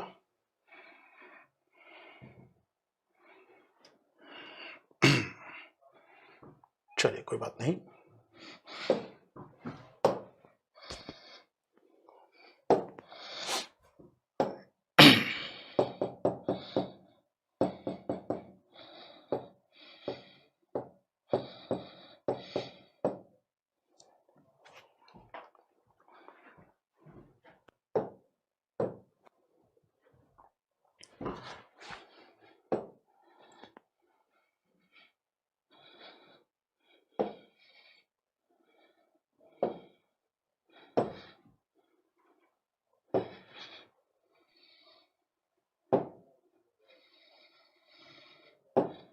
चलिए दोस्तों, हमारे पास डाउनलोड हो गई फाइल दोनों, अच्छी बात है।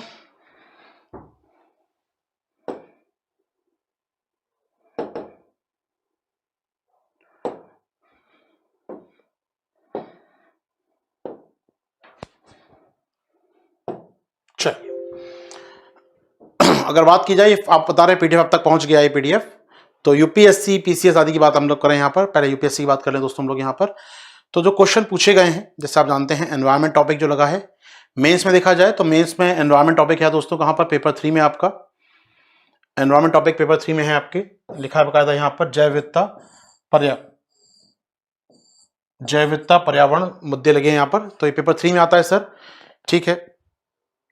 और अगर सिलेबस देखा जाए तो सिलेबस हम देख सकते हैं यहाँ पर सर। सिलेबस जो दिया यूपीएससी ने आपको यहाँ, मोटा मोटा सिलेबस जो दिया है वो ये है मेंस का सिलेबस सर। ये मेंस का सिलेबस लिखा है दोस्तों आपका, संरक्षण, पर्यावरण प्रदूषण और क्षरण, पर्यावरण प्रभाव का आकलन। तो ये कुछ टॉपिक है दोस्तों। तो हम लोग पढ़ाने वाले इकोलॉजी आपको, पॉल्यूशन करेंगे, क्लाइमेट चेंज, जैव विविधता, और सबको मिला के होगा आपका एनवायरनमेंट। और क्लाइमेट चेंज में जुड़ जाएगा आपके जाके नीतियां, सम्मेलन, संगठन। तो ये सब पूरा सिलेबस होगा दोस्तों आपका। इस पार्ट में बांटा है मैंने इसको यहाँ पर इस प्रकार से। चलिए एक बार मैं आपको क्वेश्चन दिखाता हूँ दोस्तों, ठीक है। इस साल की अगर बात मैं करूं आपके साथ, इस साल पहले मेंस और प्री क्वेश्चन दिखा दूं मैं आपको, फिर हम आगे बढ़ेंगे।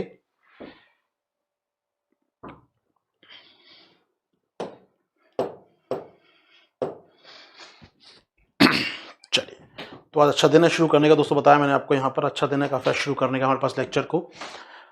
विवेकानंद की बातें अगर हम याद कर पाए तो विवेकानंद का बहुत अच्छा दिन भी है, और अच्छी तारीख हम शुरू कर रहे हैं वर्कशॉप को अपनी। तो ये बहुत अच्छा मैसेज आज देने के लिए मेरे पास आपको। तो ये एक बहुत इंस्पायरिंग मैसेज लगता है मुझे यार, मतलब अब ऑफलाइन है, ऑनलाइन है यार, मैं अगर अपने काम को करने निकला हूं तो रुकूंगा नहीं जब तक मेरा अल्टीमेट गोल पूरा ना हो जाए। तो ये बहुत फेमस कोटेशन भी है, और हम लोग याद कर रहे हैं इस दिन को, तो अच्छी बात है। 12 जनवरी को हम लेक्चर शुरू कर रहे हैं आपके साथ, तो प्लीज इस बात को ध्यान रखिए, बहुत काम आएगा दोस्तों। एक बार एनवायरमेंट की बता दूं, क्वेश्चन कितने आते हैं पीटी में। तो पीटी के स्तर पर देखेंगे एनवायरमेंट क्वेश्चन दोस्तों, 2011 में 15 क्वेश्चन देखते हैं यहाँ पर, 16 क्वेश्चन 12 में, 13 क्वेश्चन, 15 क्वेश्चन, 11, 18, 12, 11, 18, और इस साल फिर 18 क्वेश्चन। 18 क्वेश्चन 2020 में, 19 में 18 क्वेश्चन। ये तो वो है जो ट्रेडिशनल में बात कर रहा हूं, करंट से जोड़ दूं थोड़ा और आगे निकल जाएगी गाड़ी दोस्तों, और आगे चलेगी करंट में गाड़ी। तो यहां पर तो इस साल 18 यहां पर आए थे, 11 करंट में आए थे, ठीक है दोस्तों। तो आप समझ सकते हैं करंट अफेयर्स भी है जहां पर 4-5 क्वेश्चन कट के निकलते हैं, तो ऐसे में संख्या 20 के ऊपर चली जाती है। इस बार भी हम देखते हैं 20 के ऊपर क्वेश्चन जाते हैं। इस बार भी अगर मैं मिला दूं तो लगभग 23 क्वेश्चन के आसपास एनवायरमेंट और करंट अफेयर्स को मिलाकर थे। तो एक बड़ा सेगमेंट है दोस्तों करने के लिए, अपने पास बड़ा चंक है अपने आप में करने के लिए ये, ठीक है। तो अच्छी बात है, ये तो समझ आया दोस्तों। ये प्री की बात कर रहा हूं, और मेंस सुन लीजिए। मेंस बड़ा डाउट है बच्चों को कि सर मेंस में तो एनवायरमेंट छोटा सेगमेंट है, पेपर 3 में क्वेश्चन आते हैं वही 50 नंबर के। इस साल भी 50 नंबर के क्वेश्चन है। एक बार देखते हैं, आपके संग नजर मारें दोस्तों कहां कितने क्वेश्चन है इस बार। आइए रहा देखते हैं, मेन से क्वेश्चन दिखा रहा हूं इस बार। जो पेपर 3 हुआ है अभी दोस्तों कुछ दिनों पहले, जो पेपर 3 हुआ है आपका, उसकी बात मैं कर रहा हूं। पेपर 3 में है एनवायरमेंट का टॉपिक मेंस में।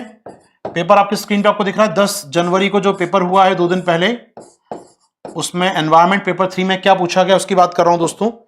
क्या क्वेश्चन आए देखिए एक बार। एक क्वेश्चन आपकी स्क्रीन पर यह पूछा गया, 10 मार्क्स का क्वेश्चन था दोस्तों, 10 मार्क्स का क्वेश्चन था। अगर आप याद करें यूपीएससी ने सिलेबस क्या दिया है, फिर से याद करें सिलेबस।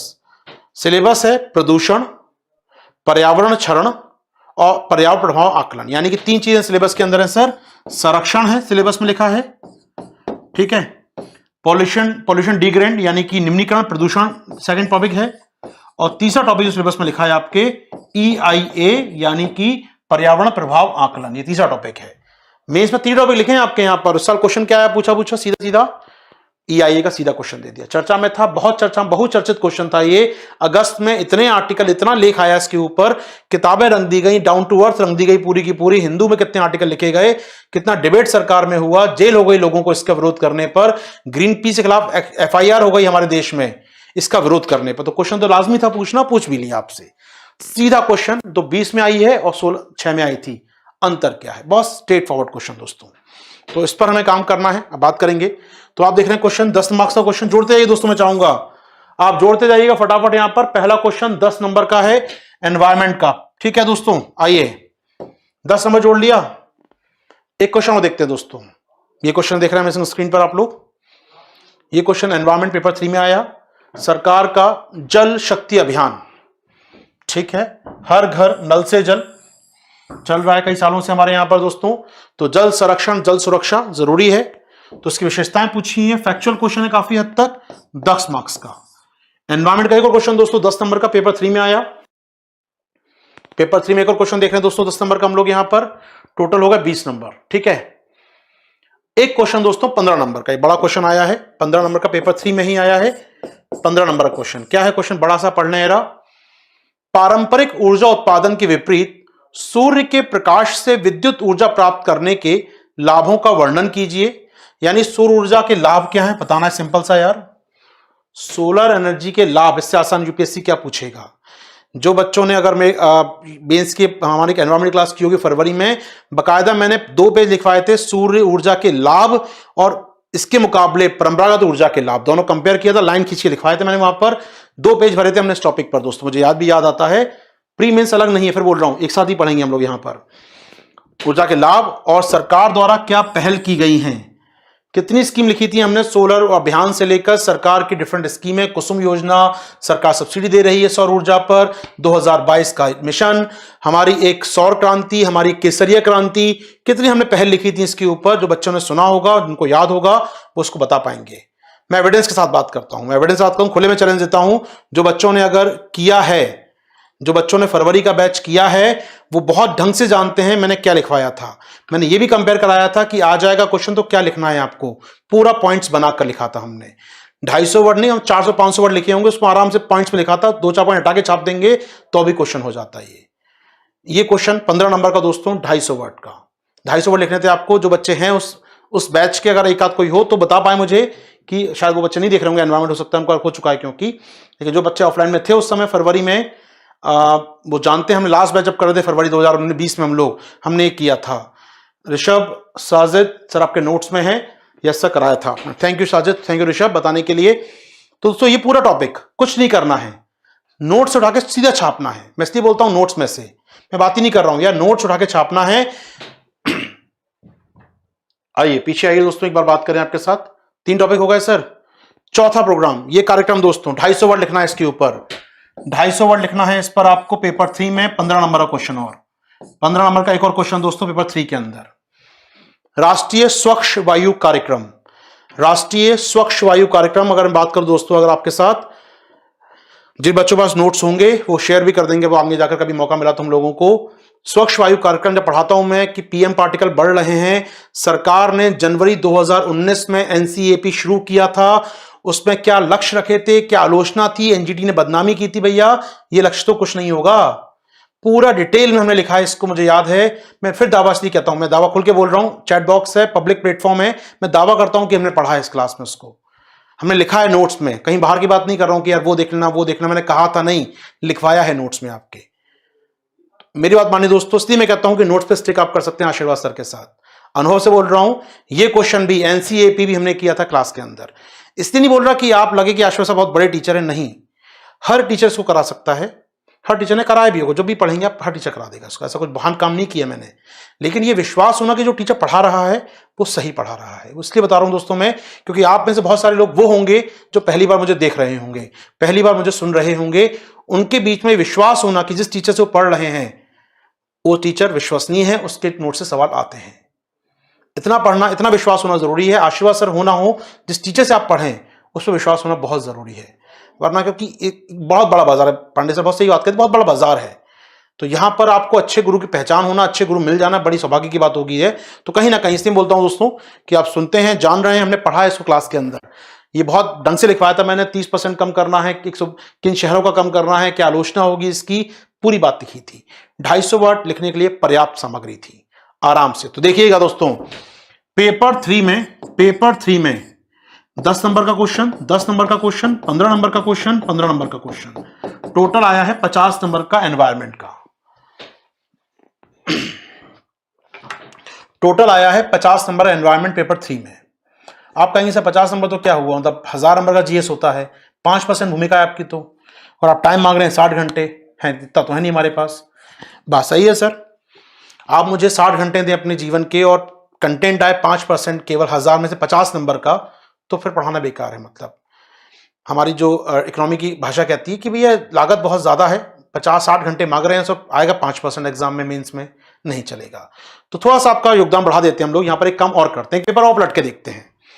ये क्वेश्चन होगा दोस्तों कहां पर, एनवायरमेंट के पेपर 3 में। लेकिन चूंकि पेपर 3 एनवायरमेंट के एनवायरमेंट नहीं है दोस्तों, ज्योग्राफी का बहुत बड़ा चंक एनवायरमेंट का है। एक बार पलट के ज्योग्राफी क्वेश्चन देखते हैं दोस्तों आपके साथ, फिर आप जज करेंगे हम लोग कि क्या पढ़ रहे हैं। अब मैं आ रहा हूं दोस्तों आपको ज्योग्राफी, पेपर 1 में आता है ज्योग्राफी, आप जानते हैं ज्योग्राफी पेपर 1 में आता है। हिस्ट्री आता है पेपर 1 में, हिस्ट्री आर्ट एंड कल्चर आता है, ज्योग्राफी आता है और इंडियन सोसाइटी आता है, 3 सेगमेंट आते हैं। मैं ज्योग्राफी की बात कर रहा हूं, ठीक है। ज्योग्राफी 100 मार्क्स की आई इस बार, वहां पर ज्योग्राफी 100 नंबर की आई वहां पर सर। 10 क्वेश्चन आए 4 नंबर के, माफ कीजिए 4 क्वेश्चन आए 10 नंबर के, 40 मार्क्स। 10 मार्क्स के 4 क्वेश्चन, 15 मार्क्स के 4 क्वेश्चन, 60 मार्क्स। कुल मिला के ज्योग्राफी आई 100 नंबर की। पेपर 1 में 250 में से 100 नंबर की ज्योग्राफी है सर, ठीक है। अब ज्योग्राफी के क्वेश्चन को देख लेते हैं दोस्तों आपके साथ, थोड़ा सा आपको आराम लगेगा कि आप समय खराब नहीं करेंगे एनवायरमेंट मेरे साथ। ज्योग्राफी का क्वेश्चन दोस्तों, चलिए पहला क्वेश्चन छोड़ दिए, रिंग ऑफ फायर छोड़ दीजिए, मेरा नहीं है, तो ये मेरा नहीं है, छोड़ दीजिए, रिंग ऑफ फायर की बात छोड़ दीजिए। अगला क्वेश्चन,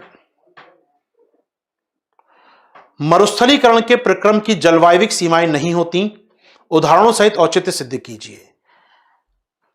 अगर बहुत सिंपल सी बात मैं करूं, सितंबर 2019 में भारत के नोएडा शहर में दुनिया में बढ़ते मरुस्थलीकरण के को रोकने के लिए क्या किया जाए, इस पर एक अंतर्राष्ट्रीय सम्मेलन का आयोजन किया गया था।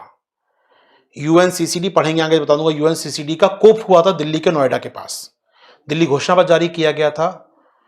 और इस पर हमने क्लास में बात की थी, करंट अफेयर्स की क्लास में बात की थी, इस पर हमने आराम से, सितंबर 2019 की बात कर रहा हूं। टॉपिक है एनवायरमेंट का, मरुस्थलीकरण बढ़ रहा है, इसकी जलवायविक सीमाएं नहीं है, शुष्क इलाके में है, मरुस्थलीय इलाके में है, बारिश होती है वहां भी है, हर जगह है। ये क्यों बढ़ रहा है मरुस्थलीकरण, कैसे रोका जाए इसको बढ़ने से, एनवायरमेंट क्वेश्चन दोस्तों, पूरा एनवायरमेंट क्वेश्चन दोस्तों। ये इसको आप देख सकते हैं ज्योग्राफी के अंदर, ज्योग्राफी में मिलेगा आपको और एनवायरमेंट दोनों मिलेगा दोस्तों आपको। ये 10 नंबर का दोस्तों एनवायरमेंट क्वेश्चन पेपर 1 के अंदर। चलिए सर, मान ली आपकी बात यहां पर, आइए और आगे बढ़ते हैं। अगला क्वेश्चन देखिए दोस्तों मेरे साथ आप लोग यहां पर, हिमालय के हिमनदों के पिघलने का भारत के जल संसाधनों पर किस प्रकार दूरगामी प्रभाव होगा। हिमालय के हिमनदों के पिघलने का भारत के जल संसाधनों पर किस प्रकार दूरगामी प्रभाव होगा। सिंपल सा क्वेश्चन पूछा है आपसे। अगर मैं आपसे कहूं सेम क्वेश्चन मिलता जुलता क्वेश्चन आज से 1 साल पहले एनवायरमेंट में आया था, मैं दिखाता हूं दोस्तों आपको, फिर आगे बढ़ेंगे हम लोग यहां से। एक बार आपको दिखाई दूं, फिर आगे बढ़ते हैं हम लोग यहां से। इसी प्रकार का एक सिमिलर प्रकार का क्वेश्चन दोस्तों मैं दिखाऊं आपको यहां पर।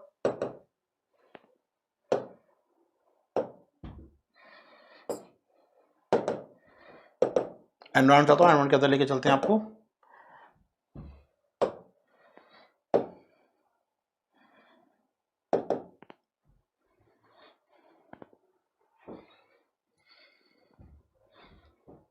अब एक क्वेश्चन देखिए दोस्तों, पढ़कर सुनाता हूं मैं आपको, यहां पर पढ़कर सुनाता हूं।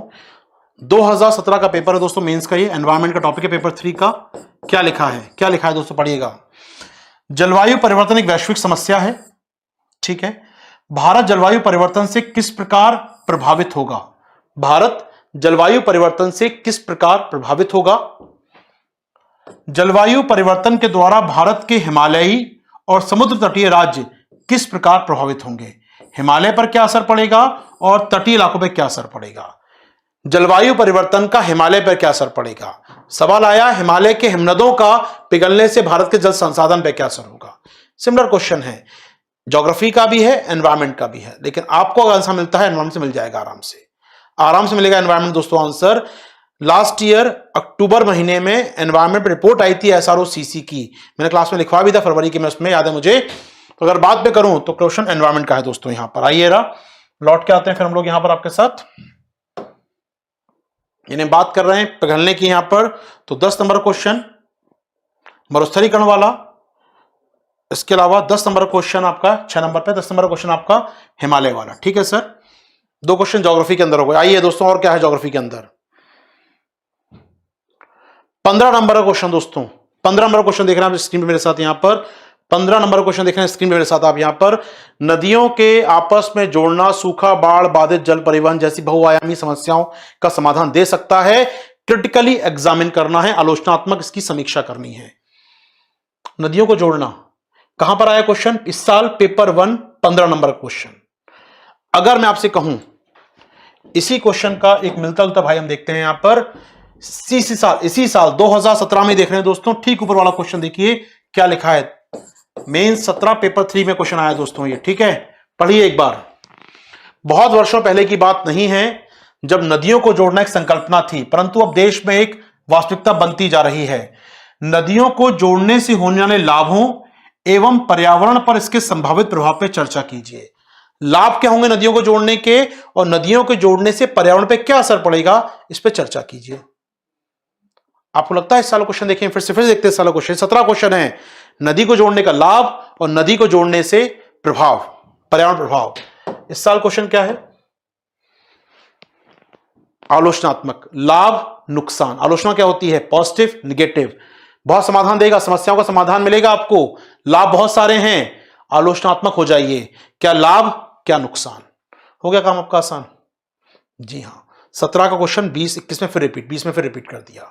इसलिए कह रहा हूं प्रीवियस ईयर क्वेश्चन जरूर देखिए, उन पर एक विचार जरूर बनाइए कि अगर आपके सामने फिर आ जाए क्वेश्चन जब मिलता जुलता आ जाए तो आपका व्यू क्या हो। इसलिए प्रीवियस ईयर क्वेश्चन 12 बोल रहा हूं दोस्तों, प्रीवियस ईयर क्वेश्चन। इसलिए तो आप समझ सकते हैं दोस्तों। अभी हम देख रहे थे, यहां पर काउंट कर रहे हैं, मरुस्थलीकरण वाला 10 नंबर का, हिमालय वाला 10 नंबर का, नदियों वाला क्वेश्चन है 15 नंबर का। ठीक है सर, ज्योग्राफी क्वेश्चन दिखा रहा हूं दोस्तों मैं आपको। अब आइए ज्योग्राफी में एक और क्वेश्चन सर, एक और क्वेश्चन ज्योग्राफी में। भारत में सौर ऊर्जा की प्रचुर संभावनाएं हैं, हालांकि इसके विकास में क्षेत्रीय भिन्नताएं हैं, विस्तृत वर्णन कीजिए। सवाल पूछा गया दोस्तों यहां पर, विस्तृत वर्णन कीजिए। ठीक है, ये क्वेश्चन थोड़ा ज्योग्राफी टच का है कि जहां पर धूप ज्यादा रहेगी, सौर ताप ज्यादा मिलेगा, सोलर आइसोलेशन ज्यादा मिलेगा, वहां सौर ऊर्जा ज्यादा बनेगी। तो भारत में कहां कहां सौर ऊर्जा ज्यादा बनेगी, संभावना है। भिन्नताएं हैं, ठंडे इलाकों में कम होगी, बारिश जहां होती है, बादल छाए रहते हैं वहां कम होगी, पहाड़ी इलाकों में थोड़ा कम हो सकती है। लेकिन आपको बताना है, वर्णन करना है, इसके विकास में क्षेत्रीय भिन्नताएं हैं। संभावनाएं क्यों है भारत में, समझानी है आपको यहां पर। इसका भी एक टच आपका एनवायरमेंट कहना पूरा नहीं होगा दोस्तों। तो 10 नंबर एनवायरमेंट, 10 नंबर हिमालय वाला, 15 नंबर नदी जोड़ो वाला, 15 नंबर सौर ऊर्जा वाला। कितना हो गया दोस्तों मालूम है ये? तो ज्योग्राफी के 100 क्वेश्चन, 100 नंबर के क्वेश्चन में से 60 नंबर के क्वेश्चन कहां से आए हैं? एनवायरमेंट या टच नहीं हुआ टॉपिक है। अब आइए दोस्तों लास्ट में समाप्त करें इसको हम लोग। तो यानी कि मैं कहूं आपसे, यानी कि पर्यावरण पढ़ने से आपके मेंस की अगर बात करें कितना फायदा होने वाला है आपको। यहां पर 50 नंबर का तो पर्यावरण पेपर 3 में आया, वो तो दो राय नहीं है, ये दो राय बिल्कुल नहीं है। यहां से 50 नंबर का पेपर आ गया आपका। पेपर 1 ज्योग्राफी में कितना आ गया सर? 60 नंबर का यहां से आ गया, टोटल हो गया 110 आउट ऑफ 1000। अब समय दे सकते हैं, अब इस पे 60 घंटे दिया सकते हैं सर, क्योंकि ये बहुत जरूरी है। अगर पीटी में कोई टॉपिक 20-25% क्वेश्चन दे रहा है, सिलेक्शन के 20-25% क्वेश्चन एनवायरमेंट के वहां से आ रहे हैं, मेंस में 10% का मार्क्स दे रहा है, तो कोई बुराई नहीं है इस पे 60 घंटे देने में। तो 60% घंटे हम देते हैं और 10% ऊपर नीचे मान लीजिए इसमें हो सकता है, तो गलती तो नहीं कर रहे हैं हम लोग ना। तो पहली बात तो मानिएगा कि सब क्लास पूरी होगी, कोई जल्दबाजी नहीं होगी, प्री कम मेंस साथ में करेंगे। जो बच्चे जानते हैं, कर चुके हैं सिलेबस मेरे संग एक बार, वो जानते हैं, हमने कमिटमेंट एक बार कर रहे हैं आपके साथ, तो पूरा मैं करता हूं, चाहे वो एक्स्ट्रा क्लास लेनी पड़े या कुछ भी करना पड़े। डेट होगा तो डेट में खत्म करेंगे उसको। यहां मैं समय ले रहा हूं घंटों में, डेट नहीं घंटों में समय ले रहा हूं मैं यहां पर आपके साथ, उसको हम पूरा करेंगे। तो 60 घंटे मान के चल रहे हैं दोस्तों। वो डिपेंड करता है क्लास कितनी लंबी हो सकती है, क्लास कितनी छोटी होगी। कुल मिला के मुझे 60 से 65 घंटे देने हैं आपको इस पूरे सिलेबस को कराने के लिए।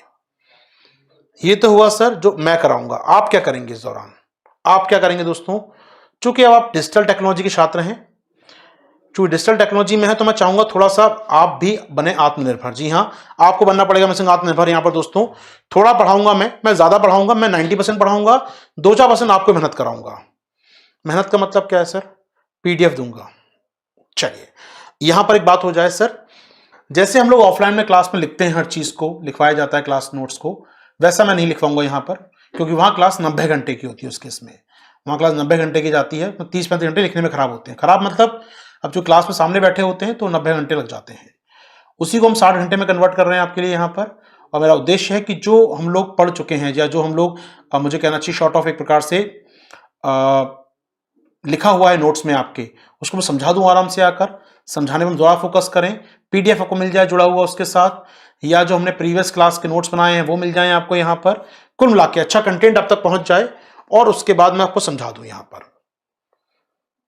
जो नोट्स पे नहीं है वो लिखवा भी दिया जाए अलग से। मुझे लगता है कि यार ये अपडेट वाला पार्ट है, थोड़ा और जोड़ना पड़ेगा, तो हम आपको नोट्स में यहाँ पर साथ में आपको लिखवा भी दूं। ठीक है दोस्तों, तो ये हमारा रहेगा प्लान। मैं आपको समझाऊंगा आराम से, और समझाने के साथ में लगता है नहीं कुछ लिखवाना भी है, एक्स्ट्रा चीजें जो नोट्स में नहीं है, पीडीएफ में नहीं है, वो लिखवाया भी जाएगा आपको। तो 60 से 65 घंटे मान के चलता हूं दोस्तों, काफी रहेगा इस पूरे अभियान के लिए हमारे पास। 60 घंटों में आराम से हमारा काम हो जाएगा। चलिए, कहानी थोड़ा सा आगे चलते हैं दोस्तों, कहानी थोड़ा सा आगे ले चलें अपनी। तो क्या नोट्स पढ़ के हो जाएगा केवल sir? PDF plus class notes? नहीं होगा, नहीं होगा जब तक कि आप मेहनत नहीं करेंगे दोस्तों। मेरे वो नोट्स सब बच्चों ने पढ़े होंगे, वहां पर उस समय क्लास में 800-900 बच्चे बैठते थे सामने क्लास में। याद करें आप लोग, तो 900 बच्चों ने पढ़े होंगे नोट्स लिखकर। क्या 900 बच्चों का पीटी निकल गया, सबके अच्छे 91 क्वेश्चन गए? नहीं। आपने कितनी गंभीरता दिखाई, उस पर आपने क्या अडॉप्ट किया, आपने क्या उसको जोड़ा उसके साथ, करंट को कैसे लिंक किया उसके साथ, वो मैटर करेगा आपका। तो मेहनत आपको करनी होगी दोस्तों। मान लीजिए मैं आपको डेली कहता हूं यार मुझे 2 टॉपिक दे रहा हूं पर डे में, आपको थोड़ा सा इस पर आधा घंटे रिसर्च करना, नेट पे बैठ के थोड़ा सा सर्च कर लेना, बैठे बैठे कुछ चीजें मिल जाए तो बता देना मुझे यहाँ पर। तो मैं आपसे उम्मीद करूंगा, टॉपिक हमारा खत्म होगा, एक काम करना यार, आज नेट पे जाना, 2 टॉपिक ढूंढ के रखना यहाँ पर ये। ठीक है, तो आपको ये काम करना होगा, आत्मनिर्भर बनना है थोड़ा सा। मैं पूरा कराऊंगा सिलेबस, जो सिलेबस बताऊंगा कराऊंगा, लेकिन मैं चाहता हूं एडिशनल आप भी करें थोड़ा मेहनत, थोड़ा सा हम लोग एक्टिव हो यहाँ पर, एक्टिव पार्टिसिपेशन हो। उसके लिए जरूरी है कि हम लोग यहाँ पर आपसे मेहनत करवाएं। और 2 टॉपिक हार्डली 15 मिनट लगेंगे यार, लेकिन थोड़ा सा एक्टिव हो जाएंगे। आपको ये लगता है कि नहीं बस हो गया काम खत्म यहाँ पर, वो मजा नहीं आएगा दोस्त। थोड़ा सा एक्टिव हो जाइए, बड़ा मजा मुझे भी आएगा। आप मेहनत करेंगे, थोड़ा मैं भी चाहता हूँ मेहनत करें। कब तक यहीं बैठ के पढ़ते रहेंगे मोबाइल से ना? थोड़ा बैठो, कॉपी पेन लेके बैठो, ढूंढो चीजों को। 15 मिनट तो दो, ठीक है? तो ये मेरी जिम्मेदारी होगी, थोड़ा सा आपको टॉपिक देना पर डे, जिससे आप 15 मिनट तक उस पर रिसर्च करें या कुछ ढूंढें उसके ऊपर, या एटलीस्ट मैं कहूंगा यार रिपोर्ट पढ़ लेना, आइए 10-15 पेज की, बताना समरी क्या है इसकी। तो कर सकते हैं हम लोग, ये काम हम कर सकते हैं। बीइंग अ ग्रेजुएट पर्सन, आप लोगों के ग्रेजुएशन हो चुका है आपका, ये काम आप करेंगे मेरे साथ। अच्छा सर, ये तो अच्छी बात है जो बता दी अपने बारे में, मैंने आपको तारीफ कर रहा हूँ, घंटे से लगातार बोल ही रहा हूँ मैं। सर कुछ नेगेटिव पॉइंट है आपके साथ? हाँ, एक नेगेटिव पॉइंट है जो आपको बहुत तकलीफ दे सकते हैं, जो बच्चे नए जुड़ेंगे खासकर। क्या सर? स्पीड। लेकिन अच्छी बात है, ऑनलाइन का जमाना है, तो स्पीड में क्या करेंगे यार उसका, तो आराम से बाद में 2 बार देख लो यार, नहीं आया समझ 2 बार देख लो। क्योंकि जो बच्चे मुझे जानते हैं, बहुत ढंग से जानते हैं कि आश्वासन बीमारी है आश्वासन सर की, वो स्पीड कम नहीं करते हैं। वो कहते हैं सर कई बार समझ में नहीं आता क्या हुआ, कुछ चीज़ें छूट जाती हैं। कोई बात नहीं, अच्छी बात है, ये ऑनलाइन माध्यम है दोस्त, रिपीट कर लो यार, बटन दबाओ 10 सेकंड पीछे चले जाएगा पूरा वीडियो। कोई जल्दी क्या है, आराम से बाद में रिकॉर्ड देख लेना उसको।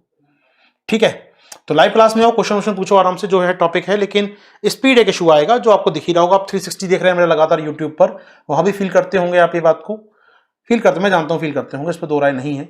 लेकिन चूंकि 60 घंटे में सिलेबस खत्म करना है, 60-70 घंटे के अंदर इतना पढ़ाना है, तो आवश्यक तो थोड़ा सा चलना पड़ेगा। हम लोग अब स्कूल में नहीं हैं, हम लोग अब कॉलेज के फर्स्ट ईयर में नहीं हैं, हम लोग ग्रेजुएशन कर चुके हैं, तैयारी कर रहे हैं देश के कठिनतम एग्जाम में से एक की, तो निश्चित तौर पर मेहनत तो करनी पड़ेगी। टीचर के साथ चलना सीखना पड़ेगा, ठीक है ना? और आप धीरे चलेंगे, मुझे धीरे खींचेंगे, तो सब कुछ धीरे हो जाएगा। फिर वो 14 महीने का सिलेबस 18 महीने में पूरा होगा कि नहीं होगा, बहुत संस्थान जो कराते हैं 2-2 साल में, वैसे ही कुछ काम हो जाएगा आपके साथ। तो मैं कभी नहीं चाहूँगा ऐसा हो। मैं चाहता हूँ जल्द से जल्द सिलेबस हो, 60 कोई 50 घंटे में लाया जाए, कैसे करके ला सकते हैं हम लोग, थोड़ा एक्स्ट्रा टाइम दे दें, थोड़ा सा पढ़ा दें बच्चों को, लेकिन पढ़ना तो पड़ेगा दोस्त, थोड़ा सा कम्प्रोमाइज करना पड़ेगा, ये आपके ऊपर है। ठीक है दोस्त, चलो अच्छा, तो पीडीएफ की बात हो गई, सर के नेगेटिव पॉइंट सामने आ गए, आलोचना करना खुद ही जरूरी है अपनी। और क्या करना है सर, और क्या करना है एनवायरनमेंट के अंदर? तो ये हो गया, अपना एक बैकग्राउंड तैयार हो गया दोस्तों, इसको आपको काम करना पड़ेगा। प्लस क्लास पर रेगुलर रहिए। देखिए, आप बाद में रिकॉर्डिंग देखते हैं, आप बाद में इसका लाइव देखते हैं मेरे साथ, या बाद में रिकॉर्डिंग देखते हैं, डेली जरूर देखिएगा। सबसे जरूरी बात है, डेली जरूर देखिएगा। आपको लगता है कि 2-4 लेक्चर पाइल अप होगा, वीकेंड पे देख लेंगे हम एक साथ बैठकर, वो कभी नहीं आएगा दोस्त। ऑनलाइन की सबसे बड़ी समस्या जो मैं फील कर रहा हूं नेगेटिविटी, वो है अनुशासनहीनता। बच्चा दिल्ली में आता है, अपने फ्लैट में, अपने कमरे में, हॉस्टल में जाकर रहता है, क्लास आता है, क्योंकि काम है क्लास आने का, बाकी कोई काम है नहीं उसके पास, क्लास आता है, क्लास में बैठता है, मजबूरी है, आना है, मन है, नहीं है, दोस्तों से मिलने कम से कम क्लास आ जाता है, और आके बैठता है 2 घंटे में से आधा घंटा उसका मन विचलित रहा, लेकिन 1.5 घंटा सुन लेता है, तो उसको कुछ ना कुछ एडवांटेज मिल जाता है, अनुशासनहीनता नहीं होती। लेकिन ऑफलाइन की बड़ी समस्या क्या है, वीडियो है आप देख लेंगे, बाद में पीडीएफ है बाद में पढ़ लेंगे, और बात कभी नहीं आएगा दोस्त, बात कभी नहीं आएगा, ये मान के चलिएगा। अगर आप लाइव नहीं देखते हैं, या एक फिक्स टाइम आपने कर लिया दिन का, यार मुझे सुबह उठ के 4 बजे देखना है इस वीडियो को, या 5 बजे देखना है सुबह उठ के मुझे, अगर आप वो काम नहीं कर पाए तो मान के चलिएगा सिलेक्शन नहीं होगा। ये मैं लिख के दे रहा हूं, गारंटी नहीं होगा। कोई कुछ भी कहता रहे, अगर आप अनुशासनहीनता रखेंगे क्लास के साथ, नहीं पढ़ेंगे रेगुलर, आपको लगेगा एक साथ दिन में पढ़ लेंगे हम एक लेक्चर को 10 बार, 10 से बैठे के साथ देखेंगे, 20 घंटे बता देंगे, 20 घंटे के अंदर पूरा 60 घंटे क्या होते हैं यार सर, 3 दिन बैठेंगे, 4-4 घंटे सोएंगे, 20 घंटे पढ़ेंगे, 20 घंटे 60 घंटे तो 3 दिन में हो जाएंगे खत्म। तो 60 घंटे तो निपटा देंगे दोस्तों, लेकिन एनवायरनमेंट के क्वेश्चन जब आएंगे तो ऐसे पास हो जाएंगे 23 से आपके सामने आकर। तो प्लीज अनुशासन रखिएगा। वो कहते हैं ना, डॉक्टर कहता है ना, एक एप्पल डेली खाना चाहिए, बीमारी दूर रहती है। डेली एक एप्पल खाओगे बीमारी दूर रहेगी। हफ्ते के एंड में 7 एप्पल लेके बैठ जाओगे, 7 एक साथ खा लो, बीमारी दूर हो जाएगी? कभी नहीं होगी। तो आवश्यकता क्या है दोस्तों, डेली पढ़िएगा, अनुशासनहीनता मत दिखाइए। और मैं भी कर सकता हूं कि वीकेंड पर आऊं, सुबह शाम तक लेक्चर लूं 12 घंटे का, काम खत्म जी मेरा। तो आप जो सीखो ना सीखो, मुझे क्या करना। अधिकतर एग्जाम में ऑनलाइन चलता है, आजकल हम देखते हैं बड़े बड़े मैराथन क्लास चलती है, मैराथन क्लास चल रही है सुबह शाम तक। क्यों यार मैराथन क्लास, क्यों मैराथन क्लास? डेली पढ़ो ना यार, डेली पढ़ाओ ना बैठ के, हम कहूँगा आप। तो ऐसा काम बिल्कुल मत कीजिएगा, अनुशासन रखिएगा क्लास में, जरूर पढ़िए क्लास में 2 घंटे, फिक्स टाइम कर लीजिए, इस टाइम पढ़ना है मुझे, या इस टाइम मुझे नोट्स बनाने, वॉटेवर, पढ़िए जरूर, डेली पढ़िएगा। लेकिन तो स्पीड का समस्या की बताया मैंने आपको, आप वो कॉम्प्रोमाइज कर लेंगे मेरे साथ। अनुशासनहीनता मत रखिएगा, बताया मैंने आपको, डेली पढ़िए, डेली क्लास सुनिएगा, लाइव आते हैं लाइव आइएगा, रिकॉर्डिंग देखते हैं रिकॉर्डिंग देखिएगा, डेली देखिएगा, ठीक है। अब इसके बाद आती है सर टेस्ट कैसे होंगे, एनवायरमेंट टेस्ट होंगे क्या दोस्तों? एनवायरमेंट में क्वेश्चन डिस्कस करूंगा जब भी कोई टॉपिक खत्म होगा करेगा, जैसे पॉल्यूशन खत्म हुआ है तो पॉल्यूशन जितने भी क्वेश्चन आए हुए हैं उनको मैं डिस्कस कर दूंगा। तो प्रीवियस ईयर क्वेश्चन जो भी आए हैं या जो मिलते जुलते क्वेश्चन उस पर हैं वो मैं डिस्कस कर दूंगा, वो चिंता मत कीजिए आप। तो बिल्कुल परेशान नहीं होना यहाँ पर, ठीक है। चलिए तो सर ये भी समस्या हल हो गई आपके साथ। अब एनवायरमेंट के दोस्तों अगले 2 मिनट आपके लिए हैं मेरे पास। अगले 2-3 मिनट में कुछ पूछना चाहें, आपका मंच आपके पास है, कमेंट बॉक्स आपका है, यूज कीजिए आराम से, जो फायर करना है फायर कीजिए, आशीर्वाद सब संभाल लेंगे, आपका डिफेंड कर लेंगे हम लोग। आपके पास जो प्रश्न है पूछ सकते हैं, लगातार बोल रहा हूँ 45 मिनट से 50 मिनट से मैं। मेरी क्लास बस 100 मिनट की हुआ करेगी दोस्तों, सुबह अब शाम को 8 बजे से लेकर 9:40 तक। 100 मिनट से ज्यादा बोलने की क्षमता मेरी गले की नहीं है, तो 9:40 तक हम खत्म कर लिया करेंगे लेक्चर को अपने एनी हाउ। तो थोड़ा प्लान कीजिएगा कि आपको 100 मिनट ही सुनना है, ये बात चलिएगा, क्योंकि थोड़ी स्पीड ज्यादा है बोलने की। तो मैं ऐसे मानता हूं 2 घंटे की जगह मैं 100 मिनट बोलूं, काम हो जाएगा हमारा, ठीक है। तो आपका मंच है दोस्तों, कुछ पूछना चाहें पूछिए, फिर मैं आगे बढ़ता हूं आप लोगों के साथ। मैं अपने नेक्स्ट सेगमेंट में आता हूं दोस्तों आपके।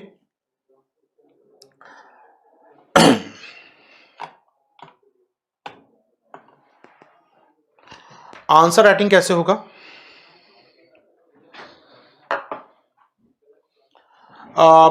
आंसर राइटिंग कैसे होगा? नोट सेल्फ बनाना है आपके क्लास में, ठीक है। दोनों की बात करते हैं।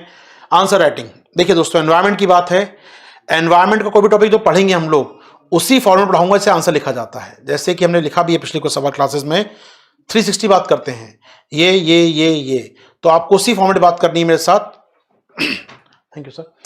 उसी फॉर्मेट में बात करूंगा आपके साथ दोस्तों मैं यहाँ पर। जैसे कि हम लोग क्लास में आंसर लिखते हैं वैसे उस फॉर्मेट लिखवाया जाएगा आपको पूरा। तो फॉर्मेट की बात में लिखाऊंगा सौर ऊर्जा के फायदे, चुनौतियां, आलोचना, कंक्लूजन, उसी फॉर्म लिखेंगे दोस्तों आपका। उस पर क्वेश्चन प्रैक्टिस करेंगे, काम आसान हो जाएगा दोस्तों। नोट सेल्फ बनाना है आपके क्लास में।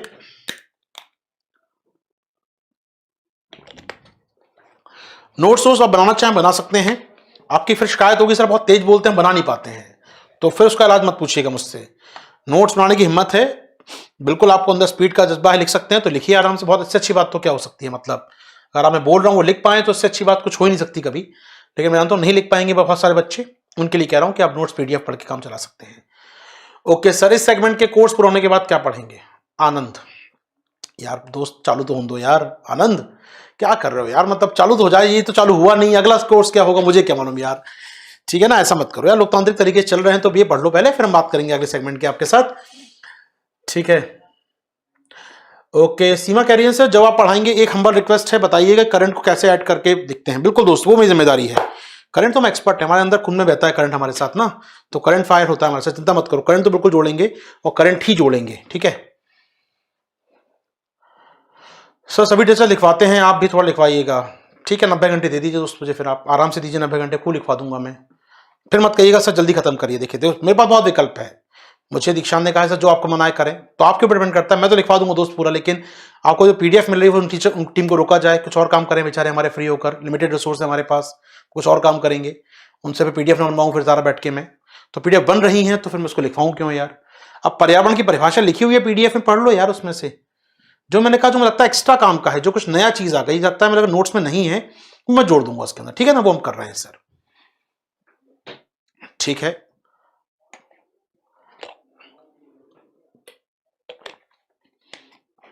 ठीक है सर, यहां तक सब कुछ ठीक है हमारे भी दोस्तों।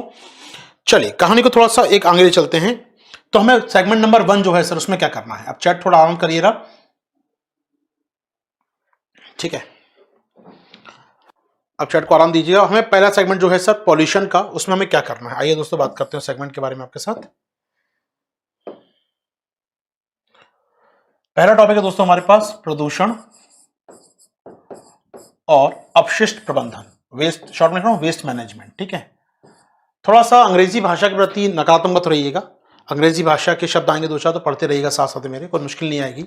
मैं आपको पूरा हिंदी ट्रांसलेट करूंगा साथ में, अच्छी वाली हिंदी ट्रांसलेट करूँ, चिंता ना करें। तो क्योंकि कई बार स्लाइड्स होती हैं, डेटा होते हैं, इंग्लिश में लिखे होते हैं, तो मेरी जिम्मेदारी होगी वो आप तक हिंदी में पहुंच जाएं, या मैं हिंदी में उसको लिखवा दूं क्लास में आपको, ठीक है ना, बिल्कुल परेशान मत होइएगा। ठीक है, पॉल्यूशन एंड वेस्ट मैनेजमेंट की बात करें दोस्तों, प्रदूषण और अपशिष्ट प्रबंधन, क्या क्या टॉपिक आएगा दोस्तों इसके अंदर। इसमें सेगमेंट नंबर 1 जो होगा अपना वो होगा वायु प्रदूषण, जहां से हम लॉन्च करेंगे अपनी क्लास को। वायु प्रदूषण से एयर पॉल्यूशन, कारण क्या है, क्या क्या प्रदूषक होते हैं, कैसे दूर किया जाए, कौन सी मशीनें हैं, सरकार के प्रयास क्या हैं, सब बातें करेंगे। ऐसी फिर हम देखेंगे जल प्रदूषण आपके साथ, जल प्रदूषण की बात करेंगे फिर आपके साथ। फिर बात करेंगे ध्वनि प्रदूषण की, नॉइज पॉल्यूशन की, छोटा सेगमेंट ये भी है ध्वनि प्रदूषण बात करने के लिए सर, ठीक है। इसी कड़ी में बात करेंगे आपके साथ सॉइल को, क्योंकि टॉपिक इस साल आने वाला है, ये टॉपिक इस साल बहुत आने वाला है, ध्यान रखिएगा। इस साल भी पूछा गया है, अगले साल फिर पूछा जाएगा। सॉइल पॉल्यूशन जरूर आ सकता है, इसको हम बात करेंगे आपके साथ। मृदा प्रदूषण की बात करेंगे आपके साथ। ये हुए पॉल्यूशन का टॉपिक सर। पॉल्यूशन के अलावा सर वेस्ट मैनेजमेंट, अपशिष्ट प्रबंधन। तो दोस्तों 6 प्रकार के अपशिष्ट प्रबंधन पढ़ने आपको मेरे साथ, 6 प्रकार के, और 6 आपको याद रखना है, ये बिल्कुल ढंग से इनको याद कर लेना है। यूपीएससी प्री हो या मेंस हो, क्वेश्चन बाहर नहीं जाएगा, दावे से लिख के दे सकता हूं स्टाम्प पे तुम्हें, तो ये यूपीएससी बाहर नहीं जाए, कुछ भी हो जाए इसमें। तो 6 कौन कौन से पढ़ने वो देख लीजिए मेरे संग आप लोग यहां पर आकर। एक पढ़ना है ठोस अपशिष्ट प्रबंधन, ठोस अपशिष्ट प्रबंधन, सॉलिड वेस्ट मैनेजमेंट, ठीक है। सॉलिड वेस्ट एंड ठोस अपशिष्ट प्रबंधन, जो आपका नगर निगम वाला कचरा होता है, नगर निगम वाले लेने आते हैं घर से कचरा आपके, वो ठोस अपशिष्ट। दूसरा है प्लास्टिक, प्लास्टिक वेस्ट मैनेजमेंट, तो प्लास्टिक जानते ही आप लोग क्या होती है। तीसरा जो वेस्ट मैनेजमेंट है सर आपका बायोमेडिकल वेस्ट, जैव चिकित्सा, अस्पतालों से निकलता है, कोरोना की किट है, जो मास्क फेंक रहे हैं आप, जो दवाइयां होती हैं पुरानी हो चुकी हैं, मेडिकल प्लास्टर है किसी का, उनको आप देख सकते हैं दोस्तों।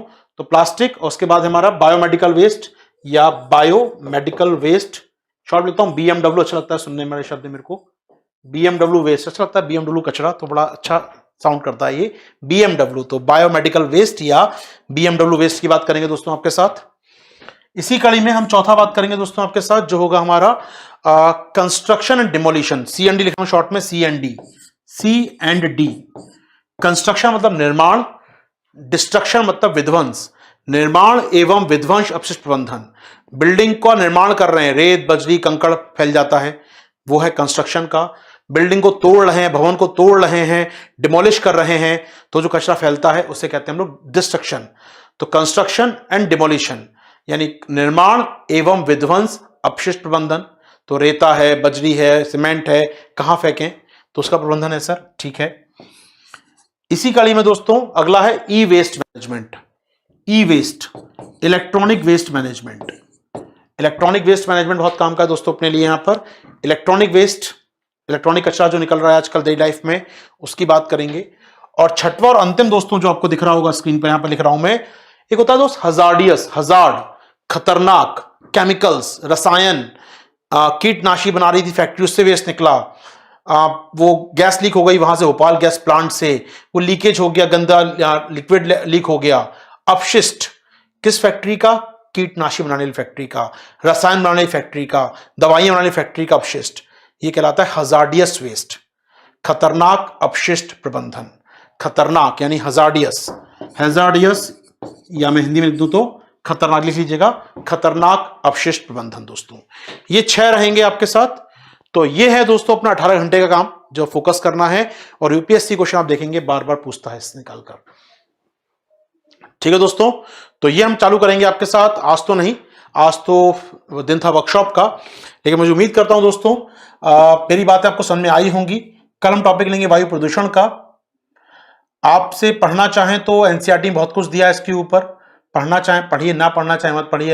अभी मेरी 4-5 क्लास सुन लीजिए, क्योंकि अगले 6 घंटे में लगभग हम बात करेंगे इस टॉपिक पर।